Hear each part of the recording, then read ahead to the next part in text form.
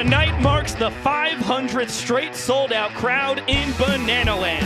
What an unbelievable testament to the greatest fan base in all of sports that since packing Grayson Stadium in 18 out of 25 games in the inaugural season of 2016, every single contest from 2017 to today has been sold out.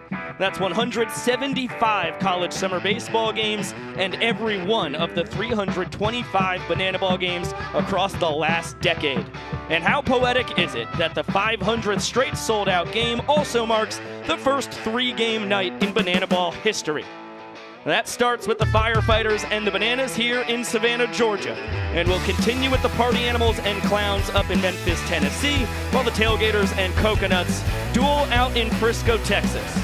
So thank you from the bottom of our hearts, Bananaland, for 500 straight sold-out contests as we welcome you inside with Josh Talevsky, Biko Scala. Thank you for joining us in virtual Bananaland on this Saturday night. It's a beautiful one for it. 71 degrees and a light breeze as the sun sets on our 101-year-old ballpark, and we get the home opener, Firefighters versus Bananas. And it's pretty poetic considering what a big series that was in the Tour Championship semifinal a year ago. Of course, that big blast from Dalton Cornett in showdowns that sent the Firefighters to the Tour Championship and prompted them to that upset of the one-seed Bananas. So for the boys in yellow, they're looking for revenge tonight from 2025. And Biko, the Bananas are 1-0, the Firefighters 0-1 to start the season. We had quite the Banana Ball kickoff last weekend in Tallahassee. And to get into the highlights, let's send it to Zach Staten. First ever game of Banana Ball Championship League history, and Logan Lacey turning the first ever trick play in league history in his hometown. And then Eric Jones Jr. First swing with the Firefighters is a two-run walk-off blast. It's 1-0 in favor of the Black and Neon. How about this? The first hit for the Coconuts in their franchise history off the bat of Ashby Vining. That's all they could get for a while, and for good reason. Look at this diving play from Caden Peanut Green, sending Logan Lacey into an absolute tizzy, and for good reason. And then he follows his own magic play up with a walk-off ground rule double. Here comes Noah Bridges. I'm waving. He didn't see me. Armando Becerra, bottom of the fourth. Ashby Vining has to call a walk-off against his own team. Mondo's first hit with the Firefighters, also a home run. Top of the fifth. This was a really weird inning. Peyton Chatagnier. We all thought it was a home run. Armando thought he caught it. Instead, Chatagnier stops at second. And here's why. Hit off the black mesh into the glove of Mondo, but that's a double by rule. Then, next batter, Darian McDowell looks like he ropes this one in, stumbles. He thinks it's 3 outs. Instead, Chatagnier, Johnny on the spot, scoots on in, and that's the first ever run for the Coconuts. And then in the bottom half of the frame, McDowell up the elevator shaft. Gideon Antel brings it in. That's the first point for the Coconuts. But Tyner Hughes, bottom six, see you later. 3 first-time Firefighters where their first hits were home runs. It's 4-1, and then everything goes the way of the beach. This one goes right back up the middle. A couple of runs would score in the frame, makes it 4-2. Then the equalizer point becoming a massive point here. It's 4-4 in trick plays. Antel with the double barehanded catch gives the Coconuts the equalizer point officially, so it's 4-3. And then he goes yaya off the pitcher of the year, Ben Dum, in the top of the ninth to tie things up at 4-4. Fresh ball game on the beach, and then Ben Parker on first. 3-2, ball four sprint. The ball gets into center field.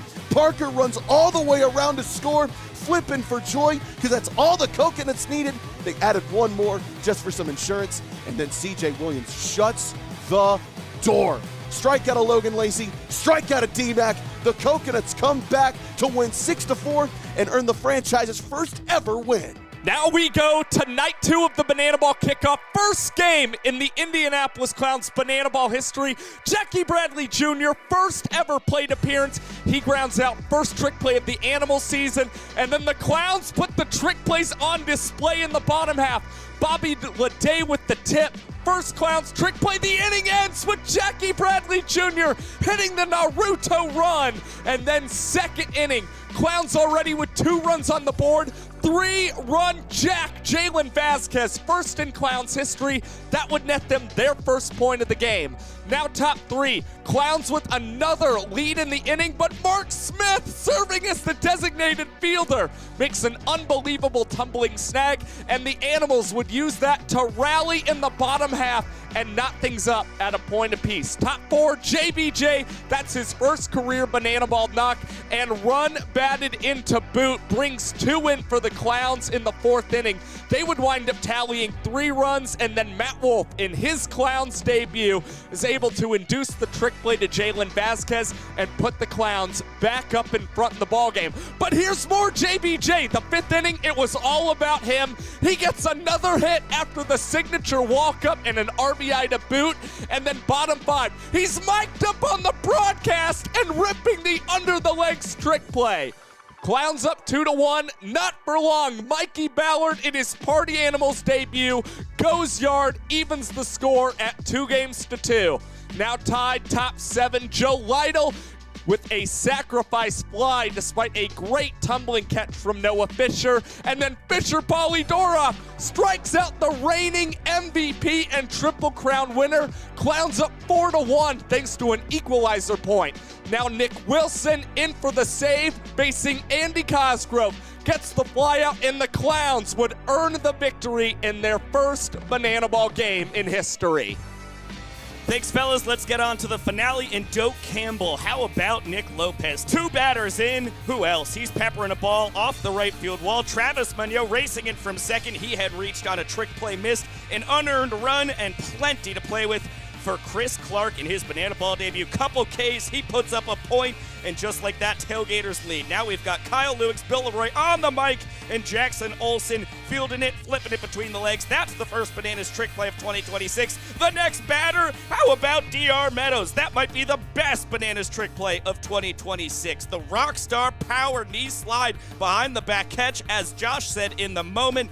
Mind-melting. I still think the words are just about the best way to describe it. And then Kyle absolutely cooking. Gets Watson on the slider. A 1-2-3 inning for the 9-year banana. And then 2 batters into the bottom half. Kyle Jackson. That thing is straight to Souvenir City. 2nd straight year for KJ that he has a walk-off homer in the very first football stadium of the year. So we're tied at 1. In the 3rd, Austin Drury had loaded the bases with no outs after a couple Ks. He gets Mac Danford to bounce into the KJ trick play, and then you've heard it before. 2 batters into the bottom half. Now it's Jackson Olsen. How about the social media superstars? That was the most prolific blast of the night. Just like that, the Nanners have a lead. A DR Meadows walk-off sprint would win the 4th inning, and then Kelsey Whitmore, getting her man, takes care of Travis Munoz, combines talents with Tristan Levesque for a 1-2-3, top of the 5th, and Danny Oberst, a couple ducks on the pond. He's going to bring them home. That is 4 straight innings win for the Bananas. They are up 4-1 through 5. The Tailgaters would push a run across in the 6th, and we get to see the much-anticipated debut of Derek Klena. He gets his man Ziggy with the trick play as the designated fielder, and then Brett Allen, inning-tying run at 3rd, takes care of Robert Anthony Cruz, shows off the acrobatic abilities. It is 4-2 through 6. Jason Arndt pinch hitting, robbed of extra bases, and most likely a stake as well by Kyle Jackson. What a leaping snag. The Tailgaters would lose the inning, though, on an Alexiadis walk-off single. So 5-2 to the 8th. Munoz to the moon and back. That's the first batter of the inning. This is the 2nd. That would be Nick Lopez to the land of good and plenty. Back-to-back jacks off Alan Sadoff. A really talented arm for the Nanners, former minor leaguer for the Mariners, and oh no, it's 3 home runs in the inning. Jose Gonzalez Jr. bombs away in his Tailgaters debut. It was a monster mash of an inning for the Gators. They would win it easily, but in the 9th, Danny Hosley, Vulcan change, that is 3 strikeouts. We call that striking out the side. The Nanners take it 5-3 as they take down the Tailgaters in the first game of 2026 for them. Heck of a way to kick off the Banana Ball Championship League era. When we return, we're going to be talking about this impressive Bananas rookie crop, especially when it comes to the pitchers. For now, enjoy some on-field fun.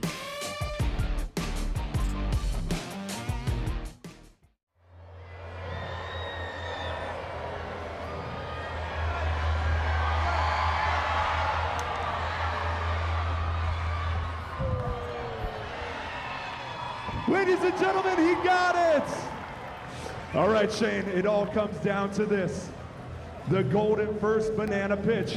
No pressure. Savannah, get ready to get loud. Take it away, Shane.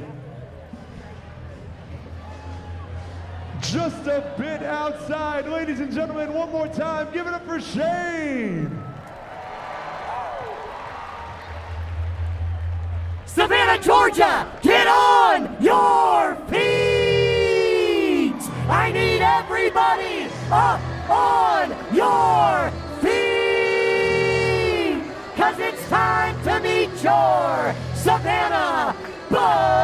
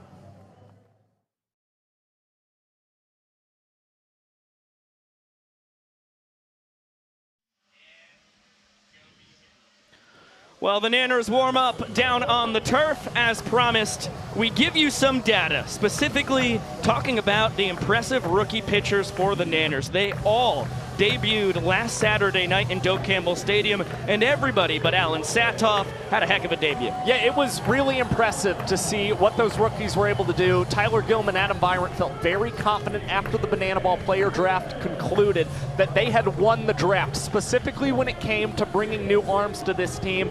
And you saw the handful of lefties that they brought in on night one, Tristan Levesque, Austin Drury, Grant Messer, all throw terrific innings. And overall throughout that ball game, the pitching staff had 13 strikeouts. They only allowed a single ball four sprint to the Texas Tailgaters. It was a really impressive pitching performance, and because they were so effective in the strikeout department, it's why you didn't see trick plays particularly high for the Bananas last week.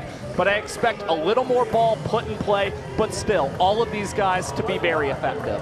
It's not always sunshine and rainbows when it comes to pitching in Banana Ball. For more on that, let's get it down to Sam Bauman. It's a trauma that, for many, is tough to talk about. This is the first time that I've spoken about it publicly. Impacting tens of Banana Ball players every single year. Can still feel it right here every time I turn my neck. It can happen anywhere. I was in Ohio. My whole family was there. Baltimore. Salem. And Pittsburgh. I was in a football stadium. It was here in Savannah, where I live.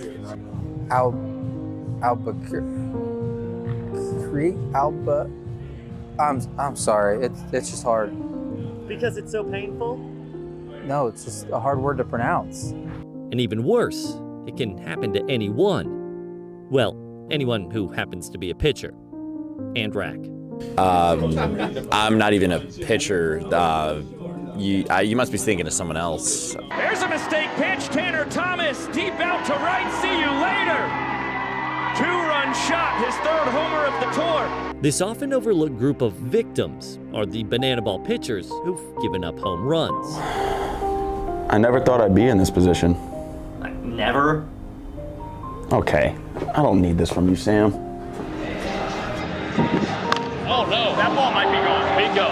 He might have got that one. And a two-run homer for Zachary Bridges. Oh, man. It's a moment that gets the crowd to their feet.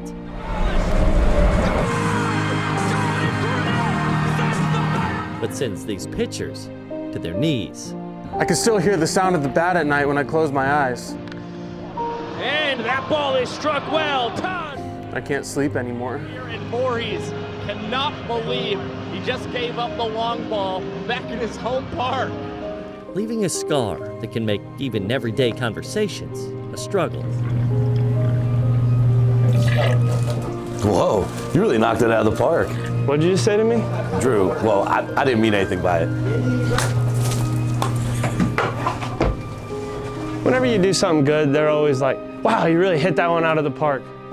How come it's never, wow, you really struck that dude out? Or, wow, way to get that 6-4-3. Crazy, man. While some triggers are nearly universal. All right, Hansi, I'm gonna show you a picture. Tell me the first thing that comes to mind. Take it away. Scary. Ah! No, no, no, no, no! Oh, Jay Skull, I love that guy. Oh, yeah, sorry, wrong one. It was one time, but I still don't like anime anymore. Football stadiums trying to make it 4 in a row. With the game on the line, Super Reese, are you kidding me? For others, it could be brought on by the oddest of things. It's like it's gonna be the first base coach. All right. He was a first base coach. A coach. He wasn't supposed to hit. This one laced deep out to right center. Meadows is gonna watch it. Leave the yard. Are you kidding me? And with the 2026 season now just around the corner, there's a very real chance for these pitchers, it may only get worse. Boys, this year we're playing in more football stadiums than ever before, and we got 2 of them with over 100,000 fans. Armando Becerra. That is a moon ball to the seats. Kyle. Yeah, my bad. It's going to be awesome. But the pitching staff isn't taking this lying down, as our cameras capture this uncensored moment. That's our how tall. They're still only 50 feet. We saw what the guys did last year. We got to make those things bigger. 100 feet, 200 feet, I don't care. Just make it way taller than it was before. So it would seem home runs aren't going away in 2026. In fact, you can likely expect more than ever before. Which means, for this select group, they're going to have to find new ways to learn to cope. You're smart. You're beautiful. You're a good pitcher. Home runs aren't even that cool. Jake Skull is human. Of course, that may take some time. This one high and deep to left. Kiss it goodbye.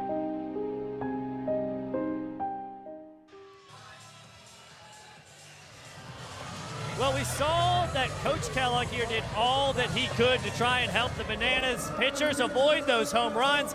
Talking behind the scenes, trying to raise the nets in the football stadiums, Coach Kellogg. But whatever you did, it worked. What's the magic you've been bringing to this pitching staff so far? Just trying to help the guys get ahead, stay ahead, execute, and get the guys out as fast as possible. Now, Bigo and Josh gave a lot of credit to these new young arms that were drafted, but I know the truth.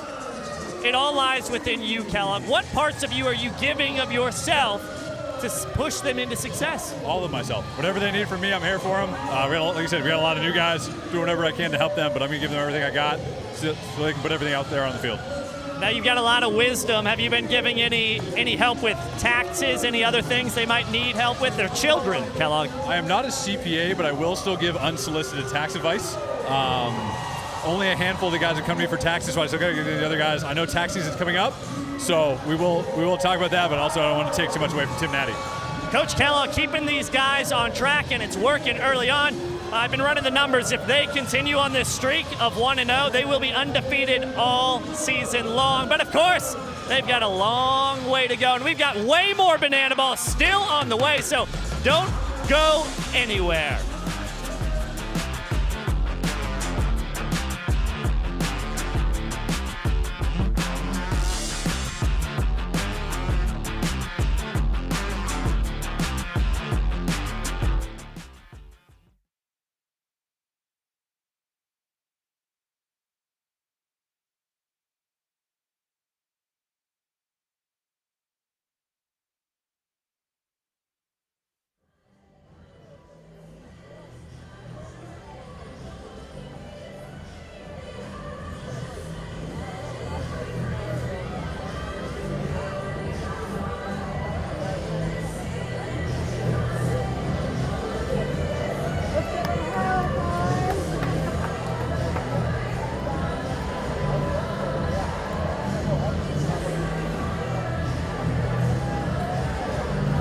Give it up for the Firefighters!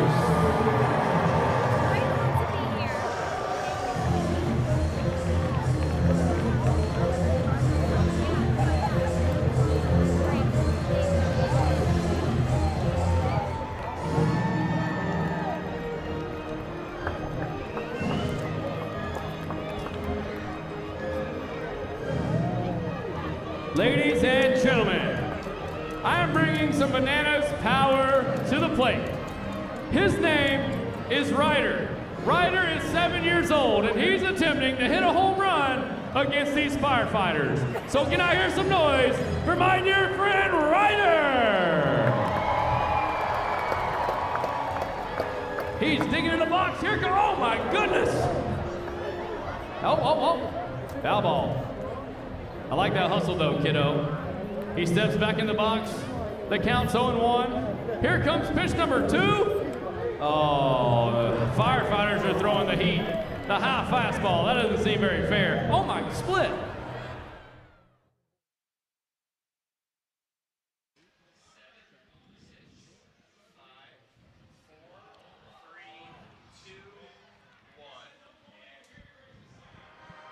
Last year, the semifinal battle between the 4-seed Firefighters and 1-seeded Bananas went to series showdowns, and Dalton Cornett didn't let the Nanners swing it. Out of the park home run to send the Firefighters to the final. Yeah, came in round 2 of showdowns, and it wasn't his first big swing against Danny Hosley in his career.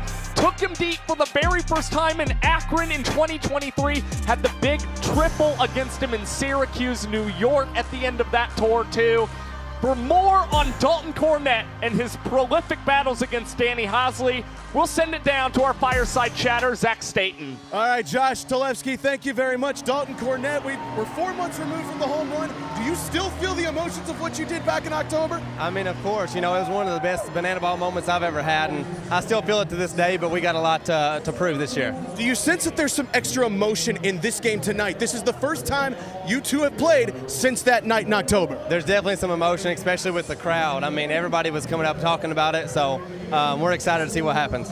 Now, legend has it that Zachary Bridges protected you while you were in the dog pile. Here he is right here. I assume that you owe him a steak dinner still at some point? Oh, for sure. He literally saved my life, so I owe him whatever he wants. He's got it.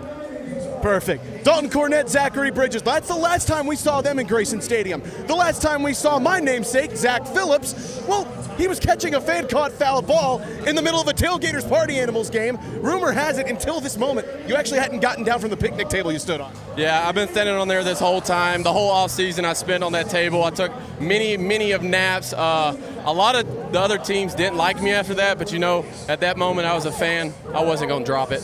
Tailgaters still hold a grudge. Hey, first game on this World Tour for a jersey that does not read bananas. What are the emotions like tonight for you, Philly? This one's going to be fun. I've been looking forward to this all off season, you know, on a team that I played with for the last 3 years, treated me well, did everything right, love the team, love the guys over there, much respect. But now I'm a firefighter, so now we're going out there and try to kick their butts. Does it feel like there's extra emotion, not just because of that, but also the last time you two teams played, Dalton Cornett had a home run to break up the Savannah Bananas? Yeah, it means a lot. I remember that to this day. I was in the bullpen warming up, about to go in that game. So now hopefully, you know, I can keep riding the wave, stay hot over here with the firefighters, as I should say, and hopefully have the fastest inning of the year. He's already getting the lingo down. By the way, the 2 fastest pitchers of the year in banana ball last year, Zach Phillips, Ben Dum. The tandem is already going to be the fastest duo, Zach Phillips. We'll see you here in a few minutes. We're back with banana ball. First pitch, Bananas Firefighters coming up next.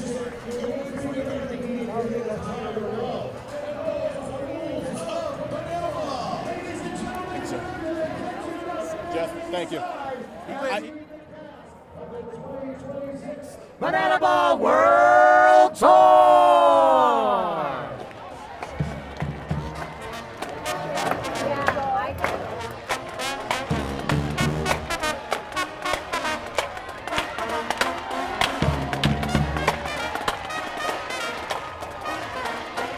If you want some gold beads, I need to hear you scream!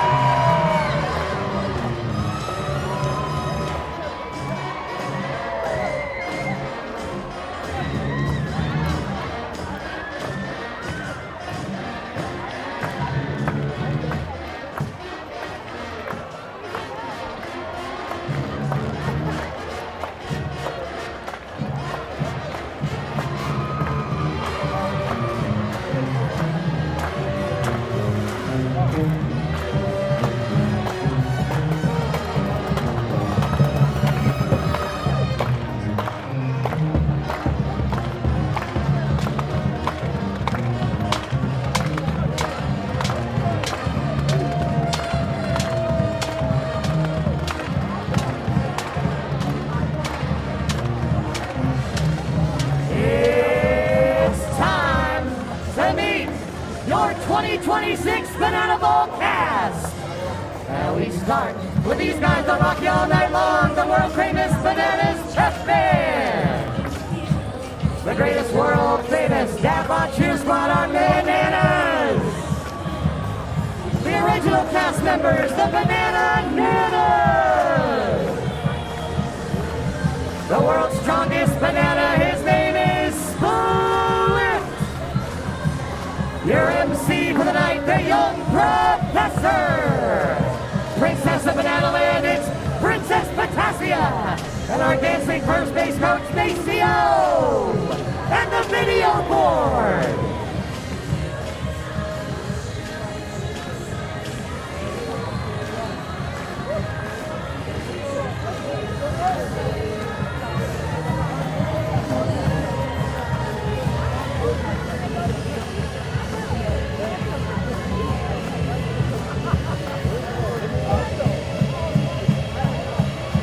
Let's hear it for the cast of your Banana!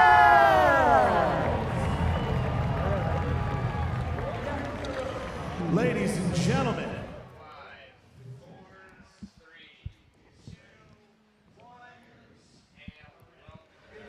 And we're back in broadcast mode. Let's take a look at the tale of the tape between the Bananas and Firefighters last year. Across the regular season, they played 23 times, and it was complete Nanners domination. Yeah, they had 20 wins, only 3 losses against the Firefighters. And those 3 wins that the Firefighters collected against the Bananas all came in showdown tiebreakers. So Wild. They were all games that really came down to the wire. I mean, the Firefighters had to scratch and claw for every victory they got against the boys in yellow a season ago. And you see, on both ends of the ball, the Bananas were really sensational against the Firefighters. A .319 team batting average, an OPS that was nearly 900. They were averaging almost 6 runs a game and nearly 9 hits per game. And from a pitching standpoint, to see that the Bananas averaged 3 minutes and 45 seconds to record 3 outs on average against the Firefighters makes it seem like there were a lot of easy breezy innings for their pitching staff, and they hope that the same thing continues here tonight. We talked earlier about how impressive they were last weekend. They are very much expecting the same thing against this Firefighters offense. That's without Armando Becerra tonight, a couple other key figures, so they're hoping to take advantage of that in this ball game. And they're also hoping for a much better season in Grayson Stadium as well, considering last year the Bananas wound up with a 9-16 regular season record playing here in Savannah, Georgia. Yeah, it's been a fascinating snip, snap, snip, snap, snip, snap, to quote Michael Scott from the dinner party episode of The Office. The Bananas dominated in 2023 by the Party Animals in Grayson. They were fantastic in 2024, and then the flip script on them again last year. So they are hoping that the even years treat them well once again. Okay, the young professor is strutting out towards the mound. It's time to get fired up. Prepare your voices at home. They're about to be requested. Ladies, gentlemen, boys and girls, and potassium enthusiasts from around the world. Tonight, you and thousands of your friends here live and millions more watching at home have gathered here to witness something beyond your wildest imagination. From Montana to Savannah, from the Isle of Man to Tokyo, Japan, the Banana Maniacs come from across the globe to witness this. This is not baseball. This is the crucible where the fastest, hungriest, and most entertaining players are forged. This is a game of the fans, by the fans, and for the fans. But this is not your granddad's pastime. This is not just another night at the ballpark. This game is baseball by birth, fruit by name, an absolute worldwide phenomenon by the grace of God. This is the time for all 5,500 people here in Savannah, Georgia, to get on your feet and give me your voices. Because this is the greatest show in sports. Ladies and gentlemen, this is Banana Ball! the starting lineup for your Savannah Bananas. Leading off center fielder number 5, DR the Doc Meadows. Right fielder number 2, Reese Superman Alexiade. At first base number 9, Max Young Goldberg. The DH number 19, Dan Oberst. At third base number 4, Kyle K.J. Jackson. The catcher numero uno and the captain, Bill Leroy. At second base, he wears number 8. He is our greatest showman, Jackson Olsen. The left fielder, number 15, we call him Rat, Robert Anthony Cruz. At shortstop, number 6, our glove magician, Ryan Cobb. And the extra hitter, number 7, we call him Two Fly, he's Ty Jackson. On the mound for your Savannah Bananas, number 11, Austin Drury. Your Savannah Bananas are led by Tyler Gillum. Fire me up, Shark. Pyro Pirate. Let's get ourselves some first pitch action. It'll be coming to us in just 2 minutes' time after this.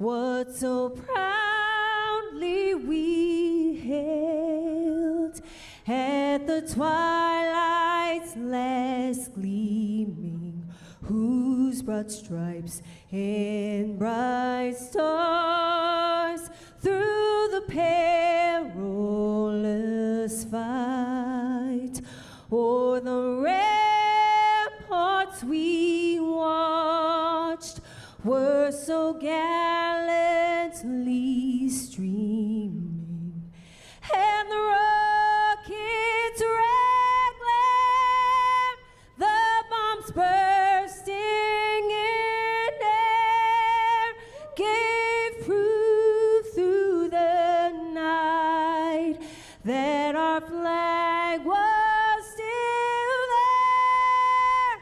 Oh, say does that star-spangled banner yet wave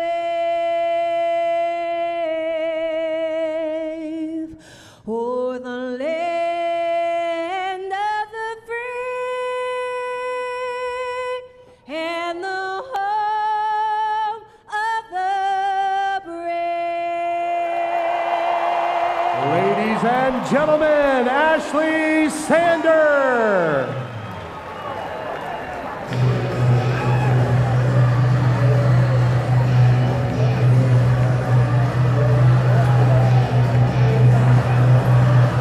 Thunderstruck o'clock here in historic Grayson Stadium. The Savannah Bananas against the Firefighters for the first time in 2026. Year 11 for the Nanners, year 3 for the Firefighters. The boys in yellow 1-0. The Firefighters had a lead going into the 9th inning on the opening night of this tour. Had it all the way since the end of the first, but they fell in heartbreaking fashion to the Loco Beach Coconuts and hope to turn the tides tonight. here in historic Racet Stadium as we welcome you back inside with Josh Talevsky, Biko Scala. A thrilling battle on our hands tonight, especially as we've talked about Eric Jones Jr., Jared Donaldson, Zach Phillips, all multi-year Bananas now over in the Firefighters dugout. Yeah, and I think they've got that chip on their shoulder. Obviously, they were, I think, a little disappointed that the Bananas did not coach franchise them and keep them on the team in 2026. And so they want to continue to ride that momentum that the Firefighters earned in that Tour Championship semifinal by beating the Bananas. And it came behind tonight's starting pitcher, Bradford Webb. Let's take a look at the Bananas defense here tonight as they are the home team. They will be the visiting team tomorrow afternoon when we have a 4 p.m. Eastern start with Austin Drury in the center of it all. Left to right in the outfield, it's Robert Anthony Cruz, D.R. Meadows, and Reese Alexiadis. Third to first in the infield, you see Kyle Jackson, Ryan Cox, Jackson Olsen, and Max Young Goldberg, while it's Bill Leroy behind the dish and Danny Hosley, the designated fielder. Well, D.R. Meadows was the standout performer last week when you consider his sliding behind the back grab in center field in the second inning of that contest. Robert Anthony Cruz draws his first start of the season in left field, coming off a year when 44 of his trick plays were rack flips. And for Danny Hosley, the designated fielder, expect to see him at third in all 3 outfield positions tonight. And as we've said, in the center of it all, the remarkably talented southpaw, Austin Drury, 6 feet and a 5-pitch mix. After 5 years in the Los Angeles Dodgers organization, 3 years of Indy Pro Ball playing down in the Venezuelan Winter League, down in the Mexican League as well, he makes his way to Banana Land. Yeah, he was the 4th overall pick in the Banana Ball player draft. Now he gets to make his first career Banana Ball start. And across his last 3 seasons, pitching in Sioux City in the American Association, Drury started 56 games, posted a 16-14 record, a 4.16 earned run average, and totaled nearly 300 strikeouts. And so this is an opportunity that I know he is really excited about, and he's really confident in his funky stuff out on the mound. Yeah, AD, the Bananas first rounder, getting his first start. Here is the Firefighters starting lineup that opposes him. Tyner Hughes getting the nod in the leadoff spot, followed by Dalton Cornett, Logan Lacey, and Eric Jones Jr. cleaning it up. Then Darian McDowell, Caden Green, Noah Bridges, and the bottom 3, Dakota McFadden, Mason Maxwell, and Lamar Sparks. Look, the Firefighters showed that they had a lot of pop in the bat. 3 home runs across opening night last week, and they're stacking the deck. 5 of the first 6 batters, right-handers against the lefty Drury. All right, ladies and gentlemen, you have waited long enough. I know you're ready to get things started, so here's how it's going to work. When I count to 3, I need everyone here as loud as you can to say, start the clock. In 1, 2, 3. Showtime! And away we go. Of course, folks might be wondering, why is Armando Becerra not in the lineup tonight? We give our heartfelt condolences to Mondo and the entire Becerra family. Armando's dad, Guillermo, passed away last Sunday. So Mondo's down in Miami with the family and will be driving up tomorrow. We get Banana Ball tonight with a heavy heart as Drury quickly has a 1-1 count on Tyner Hughes. Holding down second base. Guy can play anywhere on the diamond. 2025 visitor. And what a debut he had with the walk-off home run in the 6th inning. Drury, look out! AD, look what you found. Bobbles the ball, flipped to first just in time. Trying to get the first career trick play. Barely escapes with his first out tonight. Yeah, definitely a scary situation. An atom ball right at Austin Drury, avoids that, catching him in the face. Has trouble with the trick play, and you see nothing ever fluid. So it's not going to count for Austin Drury. But we've already got a challenge to start this ball game. Well, the umpires will gather. Bryson Wheeler, the home plate umpire and crew chief, will take a look. Needs to be clear and obvious evidence that the call on the field by Cal Allman, the first base umpire, was incorrect. And based on the video we are seeing, we very much expect this call to be overturned. Field is overturned. Good job by the umpires. Take care of that review quickly. So it will go in the book as a missed trick play by Austin Drury. Yeah, certainly an unfortunate start for Austin Drury, but when you think about it, last week he didn't have the start that he necessarily wanted. Loaded the bases with 0 outs against the Texas Tailgaters. Escaped that jam without allowing a single run. So a missed trick play to start the contest, not too big of a deal for the former Dodgers farmhand. Well, I'll tell you what, that outing started with a missed trick play as well. It was from his second baseman, Jackson Olsen. So AD's used to little extra traffic. As you mentioned, he hit the next 2 batters and then was able to get out of it with the elusive Noble Tiger, as that's a hot shot up the middle, fielded between the legs. Ryan Cox only has 1 play. He makes it at first. Tyner Hughes was off on the pitch, and that keeps the Firefighters out of the double play as the Bananas strike first when it comes to trick plays. Ryan Cox, his first in the Banana Ball Championship League era. Yeah, it's honestly really surprising that we didn't see one from Ryan Cox. Just didn't have a lot of opportunities to field ground balls while playing in Doak Campbell Stadium a week ago. But that one rather routine for the Glove Magician, still the all-time Banana Ball leader when it comes to trick plays. Logan Lacey can't catch up to the fastball that sits about 92 to 94 from Drury. He's got a 2-seam cutter, changeup, and slider to round out the arsenal. Lacey all over that one, just a bit early. And Logan Lacey was one of those big offensive forces for the Firefighters, unsurprisingly last year, but played his best ball against the Savannah Bananas, a .379 batting average, and he will be plunked on the 1-2 pitch and trot his way down to first base. So now already 3 times that Austin Drury has hit batters early on in 2026. He's gotten 4 outs on the mound. He's hit 3 batters. AD did say after he plunked a pair of tailgaters last Saturday that he will hit a good amount of guys. He loves to get inside, try and make opposing hitters feel uncomfortable. And what a fun battle this is. Pair of former minor leaguers, Eric Jones Jr. squares off against the Savannah Bananas for the first time in his illustrious Banana Ball career. Played 243 games as a Savannah Banana from 2022 to 2025. Now takes on his former squad for the very first time. And he's still the franchise all-time leader in home runs. He had 29 of them for the Nanners. And as we saw in Tallahassee, his first career plate appearance as a Firefighter, that was his 30th career Banana Ball home run. Tied him with Reese Hampton for second most all-time as he's able to cue this one foul. And we'll get another 2-2.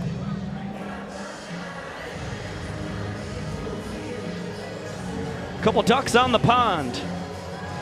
Tyner off for third and another foul ball. Clangs off the netting.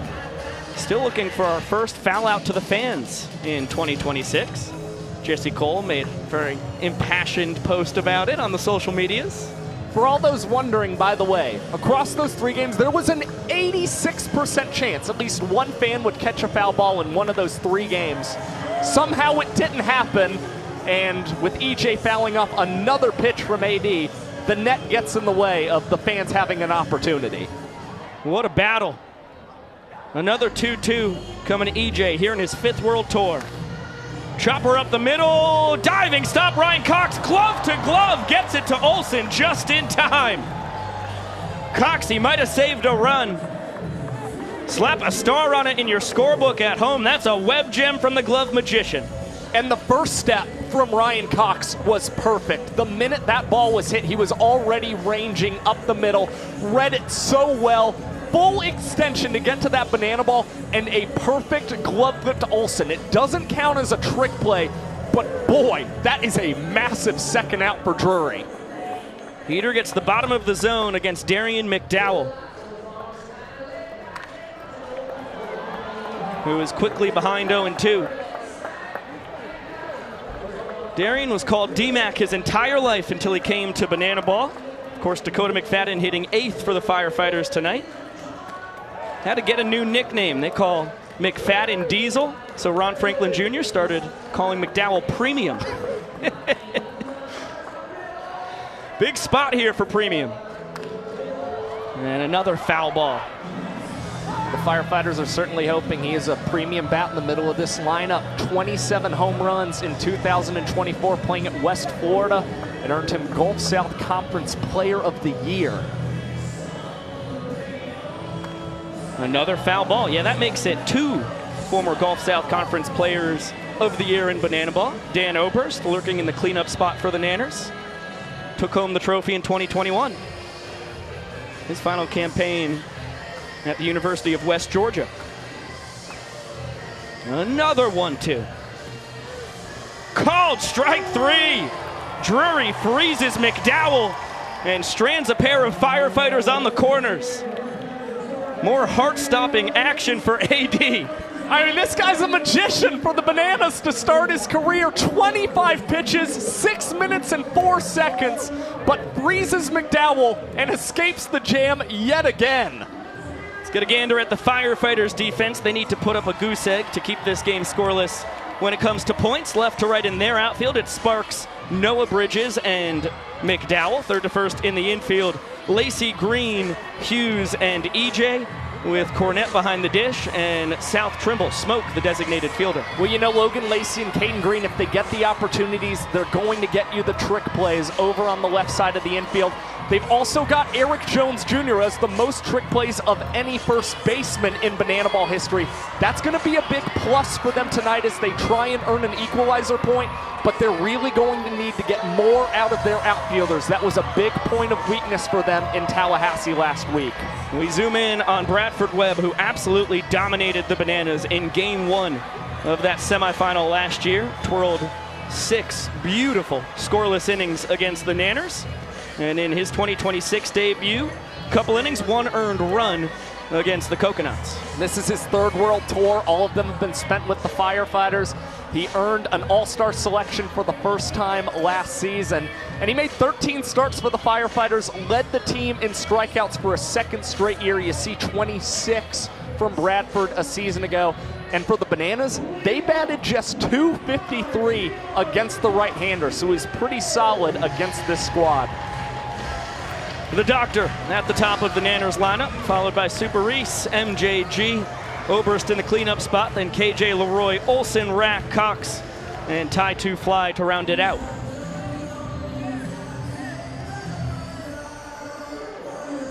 Meadows 0 for 2 last Saturday night, but did pick up an inning-winning walk-off ball 4 sprint.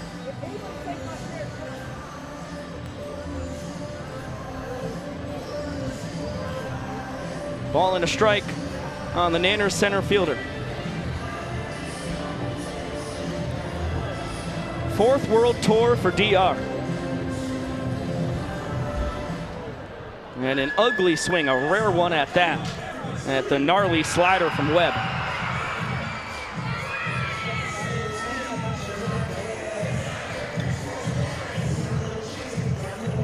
A question for the fans, would that have been a trick pitch strikeout if on that one from Webb, he got the K? I think it was fluid enough for me to where it counts, trying to transition between the legs, and now Meadows swings and puts the 2-2 in play. Green goes between the legs, and EJ digs that banana ball out of the turf, and the Firefighters get their first out against the Doctor, and even the trick play tally at 1 apiece. Bananas fans are used to that from Eric Jones Jr., one of the best defensive first basemen in the history of the sport. And probably the odds-on favorite to lead all first basemen in trick plays here in 2026. Now Reese Alexiadis. Dangerous man to fall behind 2-0. 3rd World Tour for Super Reese, and boy, he has leveled up in a big way across each of his first 2 campaigns. As the heater misses in, and it's now 3-0. He was a monster in Grayson Stadium a season ago, the only Bananas batter with an OPS north of 1,000 in this ballpark, and now earns the ball for a sprint. Cornett has a little issue corralling that in his glove, and that might give Alexiadis enough time to get to 2nd. Not to be. Hunter Ives with the out call on Super Reese, and that was a tremendous recovery from the rest of the Firefighters defenders to nail Alexiadis at 2nd. And how about this designated fielder, South Trimble, the man in left field, helping record that out against Super Reese. Yeah, Alexiadis can really fly. Ball got away from Cornett, And Reese knew, and I think that's exactly why you saw him immediately taking off for 2 bases. I mean, I would have put my life savings on Reese getting there. That's a testament to some stout ball 4 sprint defense by the Firefighters. 2 straight balls to Max Young Goldberg, which makes it 6 straight out of the zone from Webb. He's got to find it. MJG ready to hack the Bananas' 2nd round draft pick out of Palo Alto, California. Set the Pioneer League record with 130 runs driven in last year with the Boise Hawks. Ended up tied with Chris Sargent of Alexiadis' former team, the Ogden Raptors. As that one is lofted out to right center. Noah Bridges settled underneath. He will catch it the old-fashioned way. Right there with McDowell. Decides to take the safe route. As Webb and Drury exchange zeros here in the first.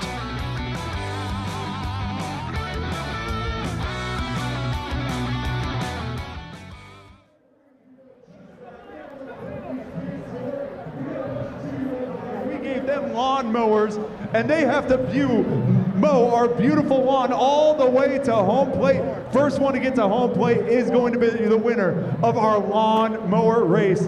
We have Colt, James, Jesse, and Mary Drew. All right, are our 2-year-olds ready? Uh-oh. Oh, we already lost one. We got to put you to work, little buddy. All right, first one to get to home plate is going to be the winner. On your mark, get set, go! Mow that lawn! Go! That way! We got one taken off!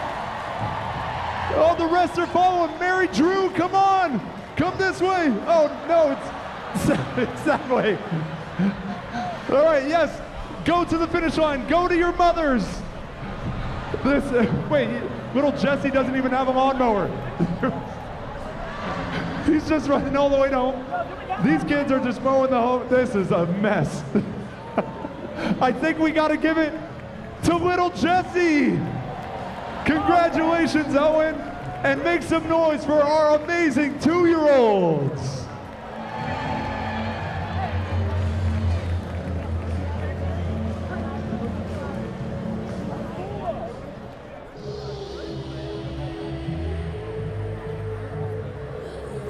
An action-packed lawnmower race as per usual. Honey, I Shrunk the Jesse Cole.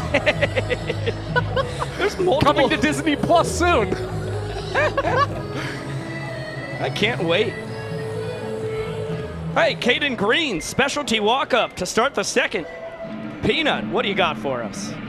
Ooh, Val Perez, what do you got for us?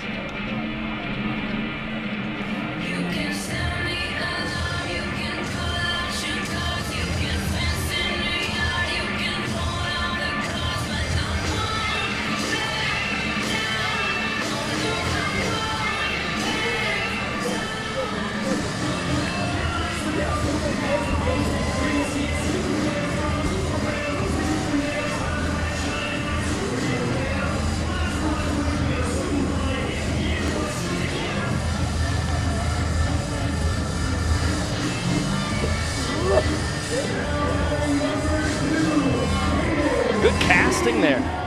Val Perez, the skipper, filling in for Pink. Caden Green, the shortstop, filling in for Eminem.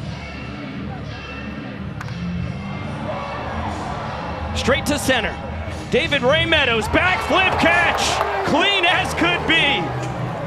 Strike a pose, Mr. Meadows. First backflip catch of the Banana Ball Championship League. And that one's got to feel so good for DR Meadows. This is a guy who is looking to have the highest level of difficulty when it comes to trick plays this season. Nailed that sliding behind the back grab. Now his second of the season, his signature backflip. DR 129 trick plays. Only had 12 trick plays missed last year. Ryan Cox was the only man with more in the trick play department. That's a beautiful pitch, scrapes the outside corner. Quick 0-2 count to Noah Bridges. And he goes down on strikes. Fishing on the slider down and away. Drury had that set up perfectly by the 0-1 pitch. Yeah, and Drury's been really living with the heater throughout most of this game so far. He's been attacking with that fastball an awful lot. So once he goes to that big bender, 0-2 on Noah Bridges just completely throws off the timing. That's why you see him flailing like that at the dish. Dakota McFadden peppers it back through the middle. It has himself a 2-out knock. First hit of the ball game for either side comes from the Banana Ball legend.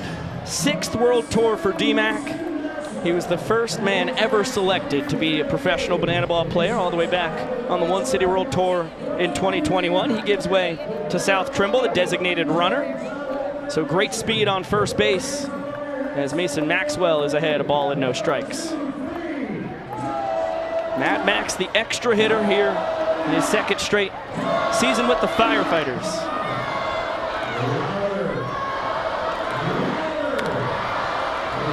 Jam shot down the left field line. Long run for Rack. It falls just foul.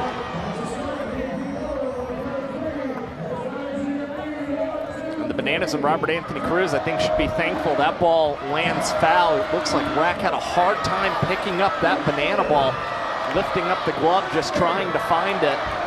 And they luck out. And Austin Drury continues to do battle against the Dunkin' Donut batter tonight, Mason Maxwell. Bounding ball, Danny Hosley, bare hand, shoot across the diamond in time.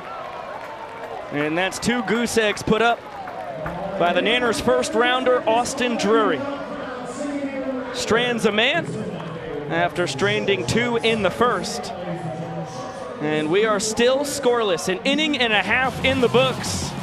4, 5, and 6 coming to swing it in the bottom of the 2nd when we return.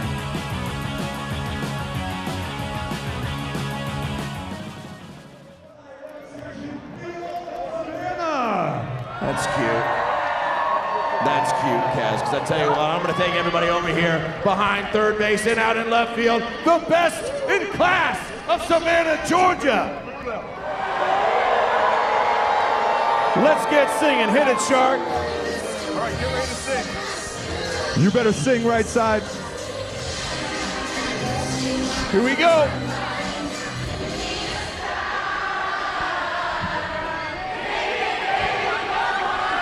Wowzers, you guys sound nice and loud. The first point goes to the third base and left field side. Next song.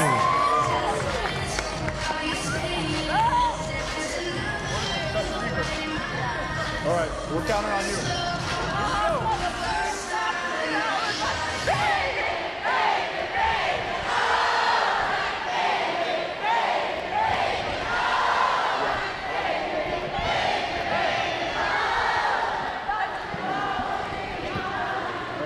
Y'all sound really good. We got Dan.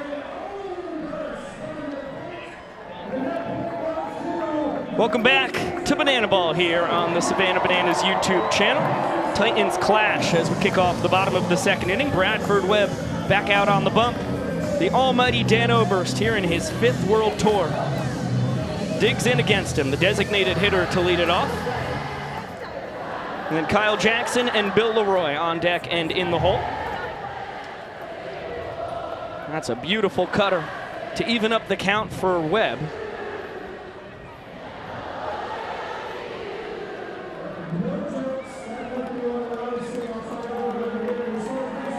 As the count 2-1 against the ever-consistent Dan Oberst. Guy's always going to hit above 300, OBP around 370. He's going to give you a fair share of extra base hits as he steams this one. Nice diving catch. That was a tough play. Darian McDowell takes a hit away from Oberst. Well, for a second, it looked like McDowell was going to just ease up, let that ball drop in front of him. It continued to have some ride, so at the last second, makes the diving play to corral that in glove. And that's a really nice adjustment from McDowell, especially considering this is a guy in college who spent most of his time playing at the first base bag rather than in right field. Mighty swing and a miss from Kyle Jackson. Trying to repeat his performance from last Saturday, a walk-off home run to win the 2nd inning. And a quick 0-2 count. Good sign from Bradford Webb, the former Rangers minor leaguer. Dialed in here in the second.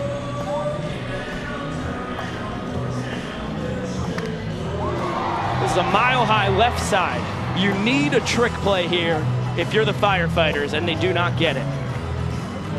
When you're trying to win the Equalizer Point, a can of corn like that, it has to be a trick play, in my professional opinion. It's still early in this contest. There's still a lot of time. Noah Bridges might need a little time to pick the ball up in the lights. We saw Robert Anthony Cruz have the issue in the top half of this inning. So you never know if maybe that's playing into things. But you even saw in Tallahassee last weekend, there's an opportunity for Noah Bridges. Didn't collect the trick play, and Armando Becerra was mic'd up. He even asked him, no trick play? He was anticipating one from Noah Bridges. Well, a great opportunity here if Bill Leroy gives it to the Firefighters defense. 2 outs, nobody aboard for the 9-year Banana. Aging like a fine wine. Had his best season yet, leading the Bananas in slugging percentage and OPS last year. And let it not be forgotten, he was the true firefighter killer for the Bananas. He batted .525 against this squad, but pops up the 1-1 pitch in the infield. Tyner Hughes will call up his teammates, initiate the tip, and Caden Green, with a little leap, corrals that in his glove. And we are even in the trick play department, and still scoreless in this ball game as we now send it down to the field. We love some father-son bonding here in Banana Land. I've got 5-year-old Jack here, and behind me somewhere amongst these dads is his dad, Kent. These guys are really close, but we're going to find out how close, because Jack's job is going to be to try to figure out which one of these guys is his dad while he listens blindfolded as they sing karaoke songs with helium from the balloons. So we're going to see if he can get it. This one is called Who's Your Daddy? You stay right here, Jack, and we're going to go ahead and meet the dads. All right, dad number 1, here we go. Let's hit that music.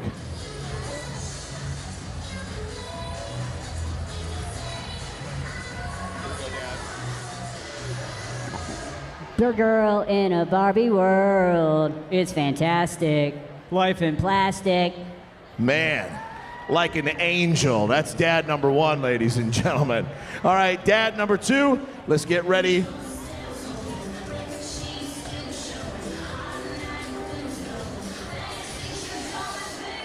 Hey, this is crazy. Here's my number. Call me baby. Man, this is high quality entertainment, folks, I tell you. That's dad number 2. Last but not least, dad number 3.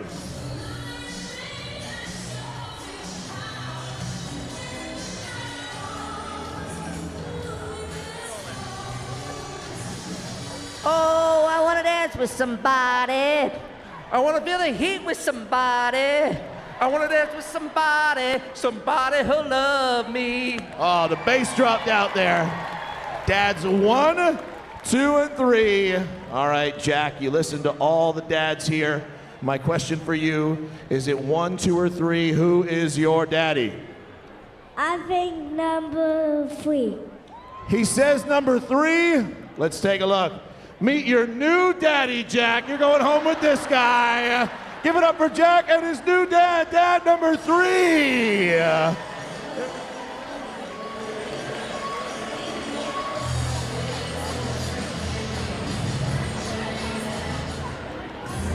And now this.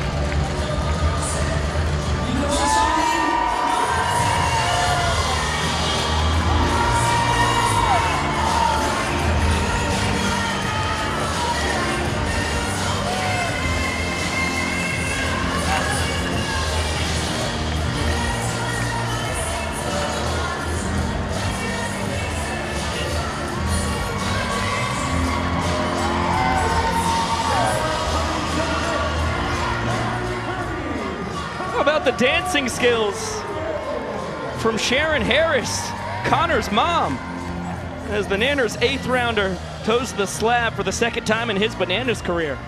Yeah, and of course, big part of the off-season was seeing Connor Harris's content made with his mom, his sisters, even his grandmother.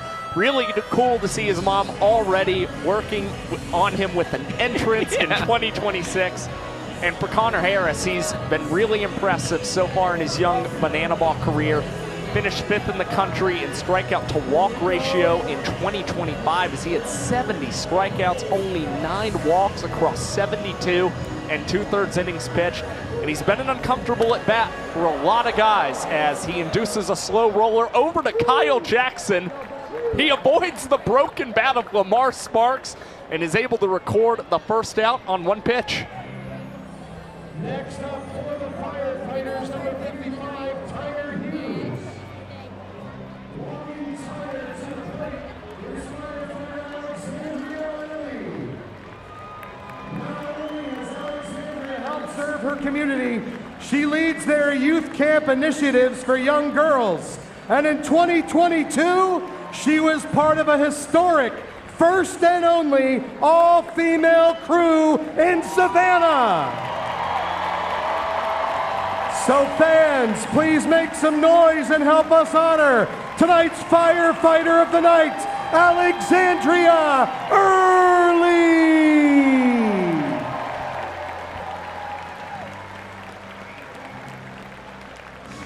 Well, another big salute from all of us in the BTV world to Alexandria Early, our firefighter of the night, as the Firefighters lineup turns on its head back to the top.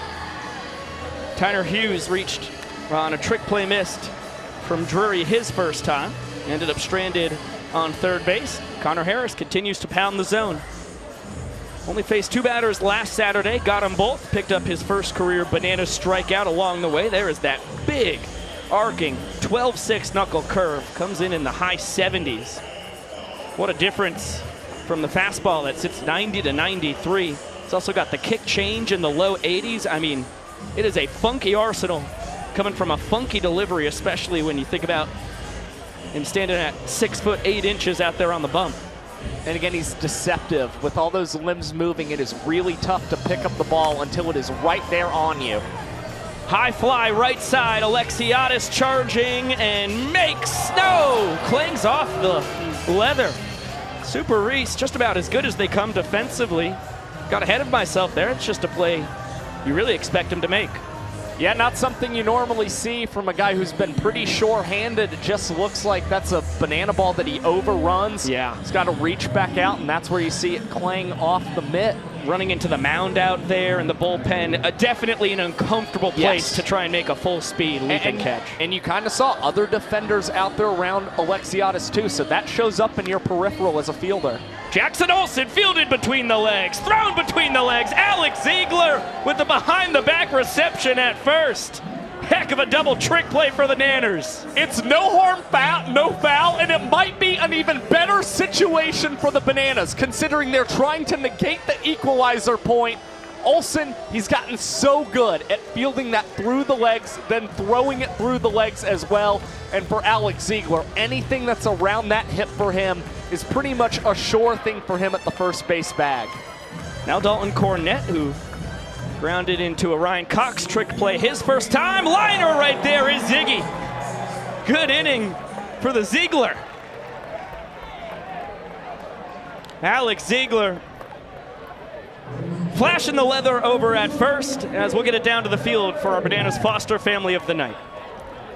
Across the United States, there are over 400,000 children and teens in foster care without a permanent home. To raise awareness and support this community, we created Bananas Foster, the official nonprofit of Banana Ball. Our organization is dedicated to celebrating the foster care community while educating and inspiring others to get involved. Tonight, we are celebrating the Kite family. Jana became a licensed foster mom 14 years ago and adopted her daughter from foster care. Soon after, she went to work for the Department of Family and Child Services and has dedicated her career to keeping children safe and cared for in all forms of foster care. She has ensured that families in the region are supported and is an advocate for reunification, which is the ultimate goal of foster care. So fans, please join us in celebrating this amazing woman for making a difference right here in our community.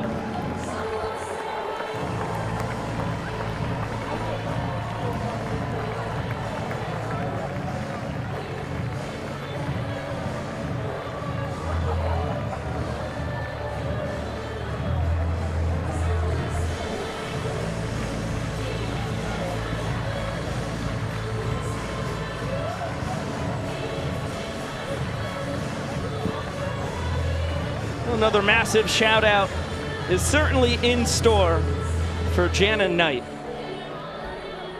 Foster mom for 14 years, adopted her daughter from foster care, and has been working for the Department of Family and Child Services, dedicating her career to keeping children safe and cared for.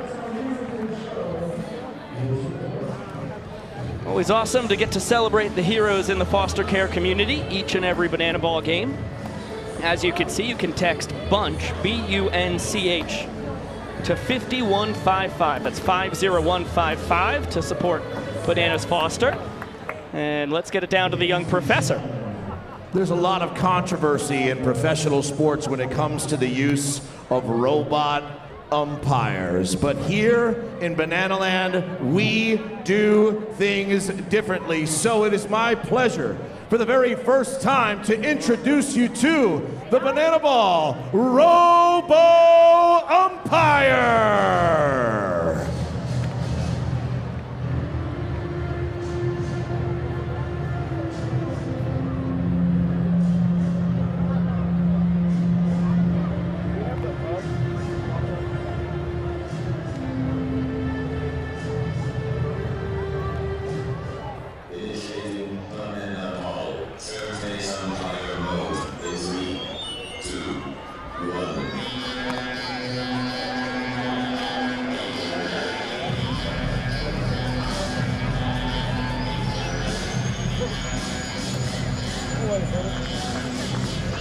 Now batting number 8.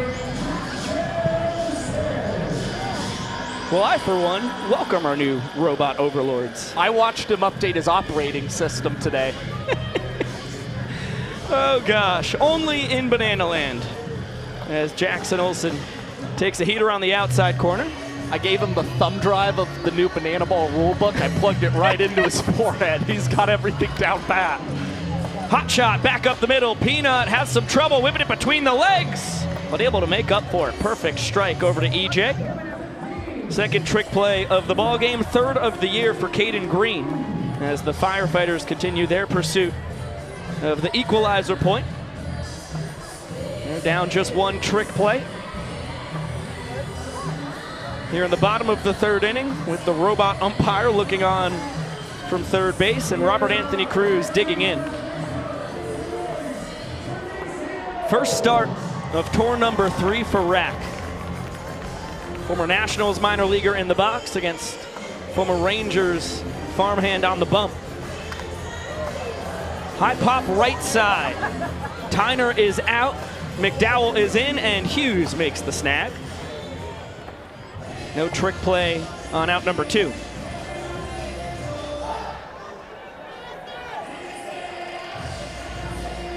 I'll take the word. A couple quick outs for Webb, who has been fantastic. He's faced the minimum.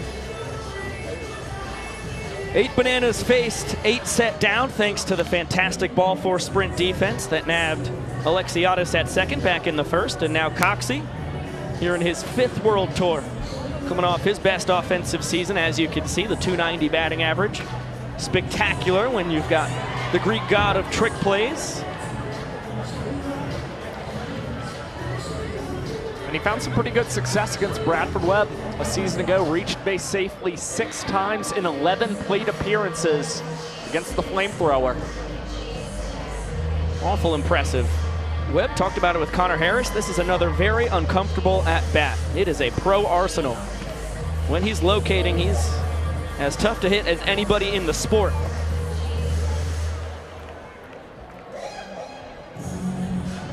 Bryce Grazaffi getting after it with the dance moves in the Nanners dugout as Cox fouls one that could have snuck into our booth if not for this dastardly net. I could have caught that. I could have caught that. Payoff pitch coming to the glove magician.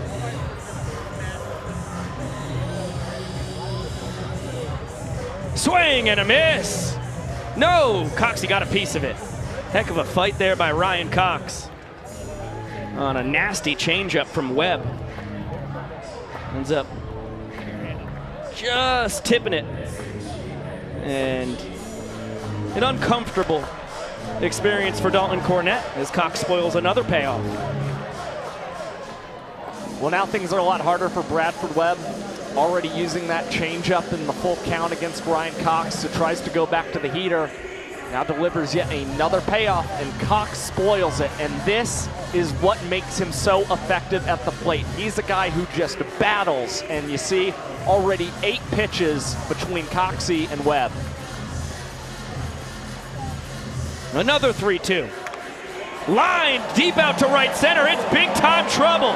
That's Triple's alley right there. Cox is going for it. McDowell's throw is cut off by Peanut. And how about that for the kid out of Aliquippa, Pennsylvania? 1 triple in 2025. Already 1 3-bagger. Just 2 games into 2026. And he was phenomenal batting in Grayson Stadium last season, a .328 average at home. And that is his first extra base hit since June 19th of last season against the Party Animals. So that's got to feel awful nice for Coxie. The plot thickens. Inning-winning run 90 feet away for Ty Jackson. That ball's cranked. Ty to fly. Walks off the third, a ground rule double. Coxie dances his way home. Bradford Webb was absolutely cruising until Cox and Jackson turned the tides in the third. It is 1-0 Bananas.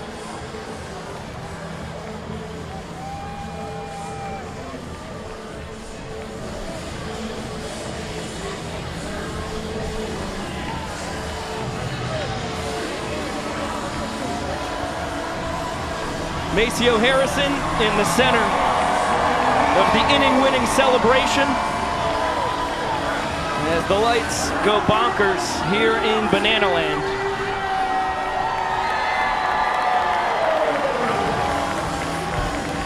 Another look at the first extra base hit of the year for Ty Two-Fly. He got a fastball and he smoked it. Yeah, just judging from the way he flips that bat, Ty knew he was coming away with the walk-off double there for the Nanners. An impressive job, especially from Ryan Cox. Works that 9-pitch battle against Bradford Webb. That sets up Webb making the mistake on his second pitch to Ty Jackson and leading to that point for the Bananas.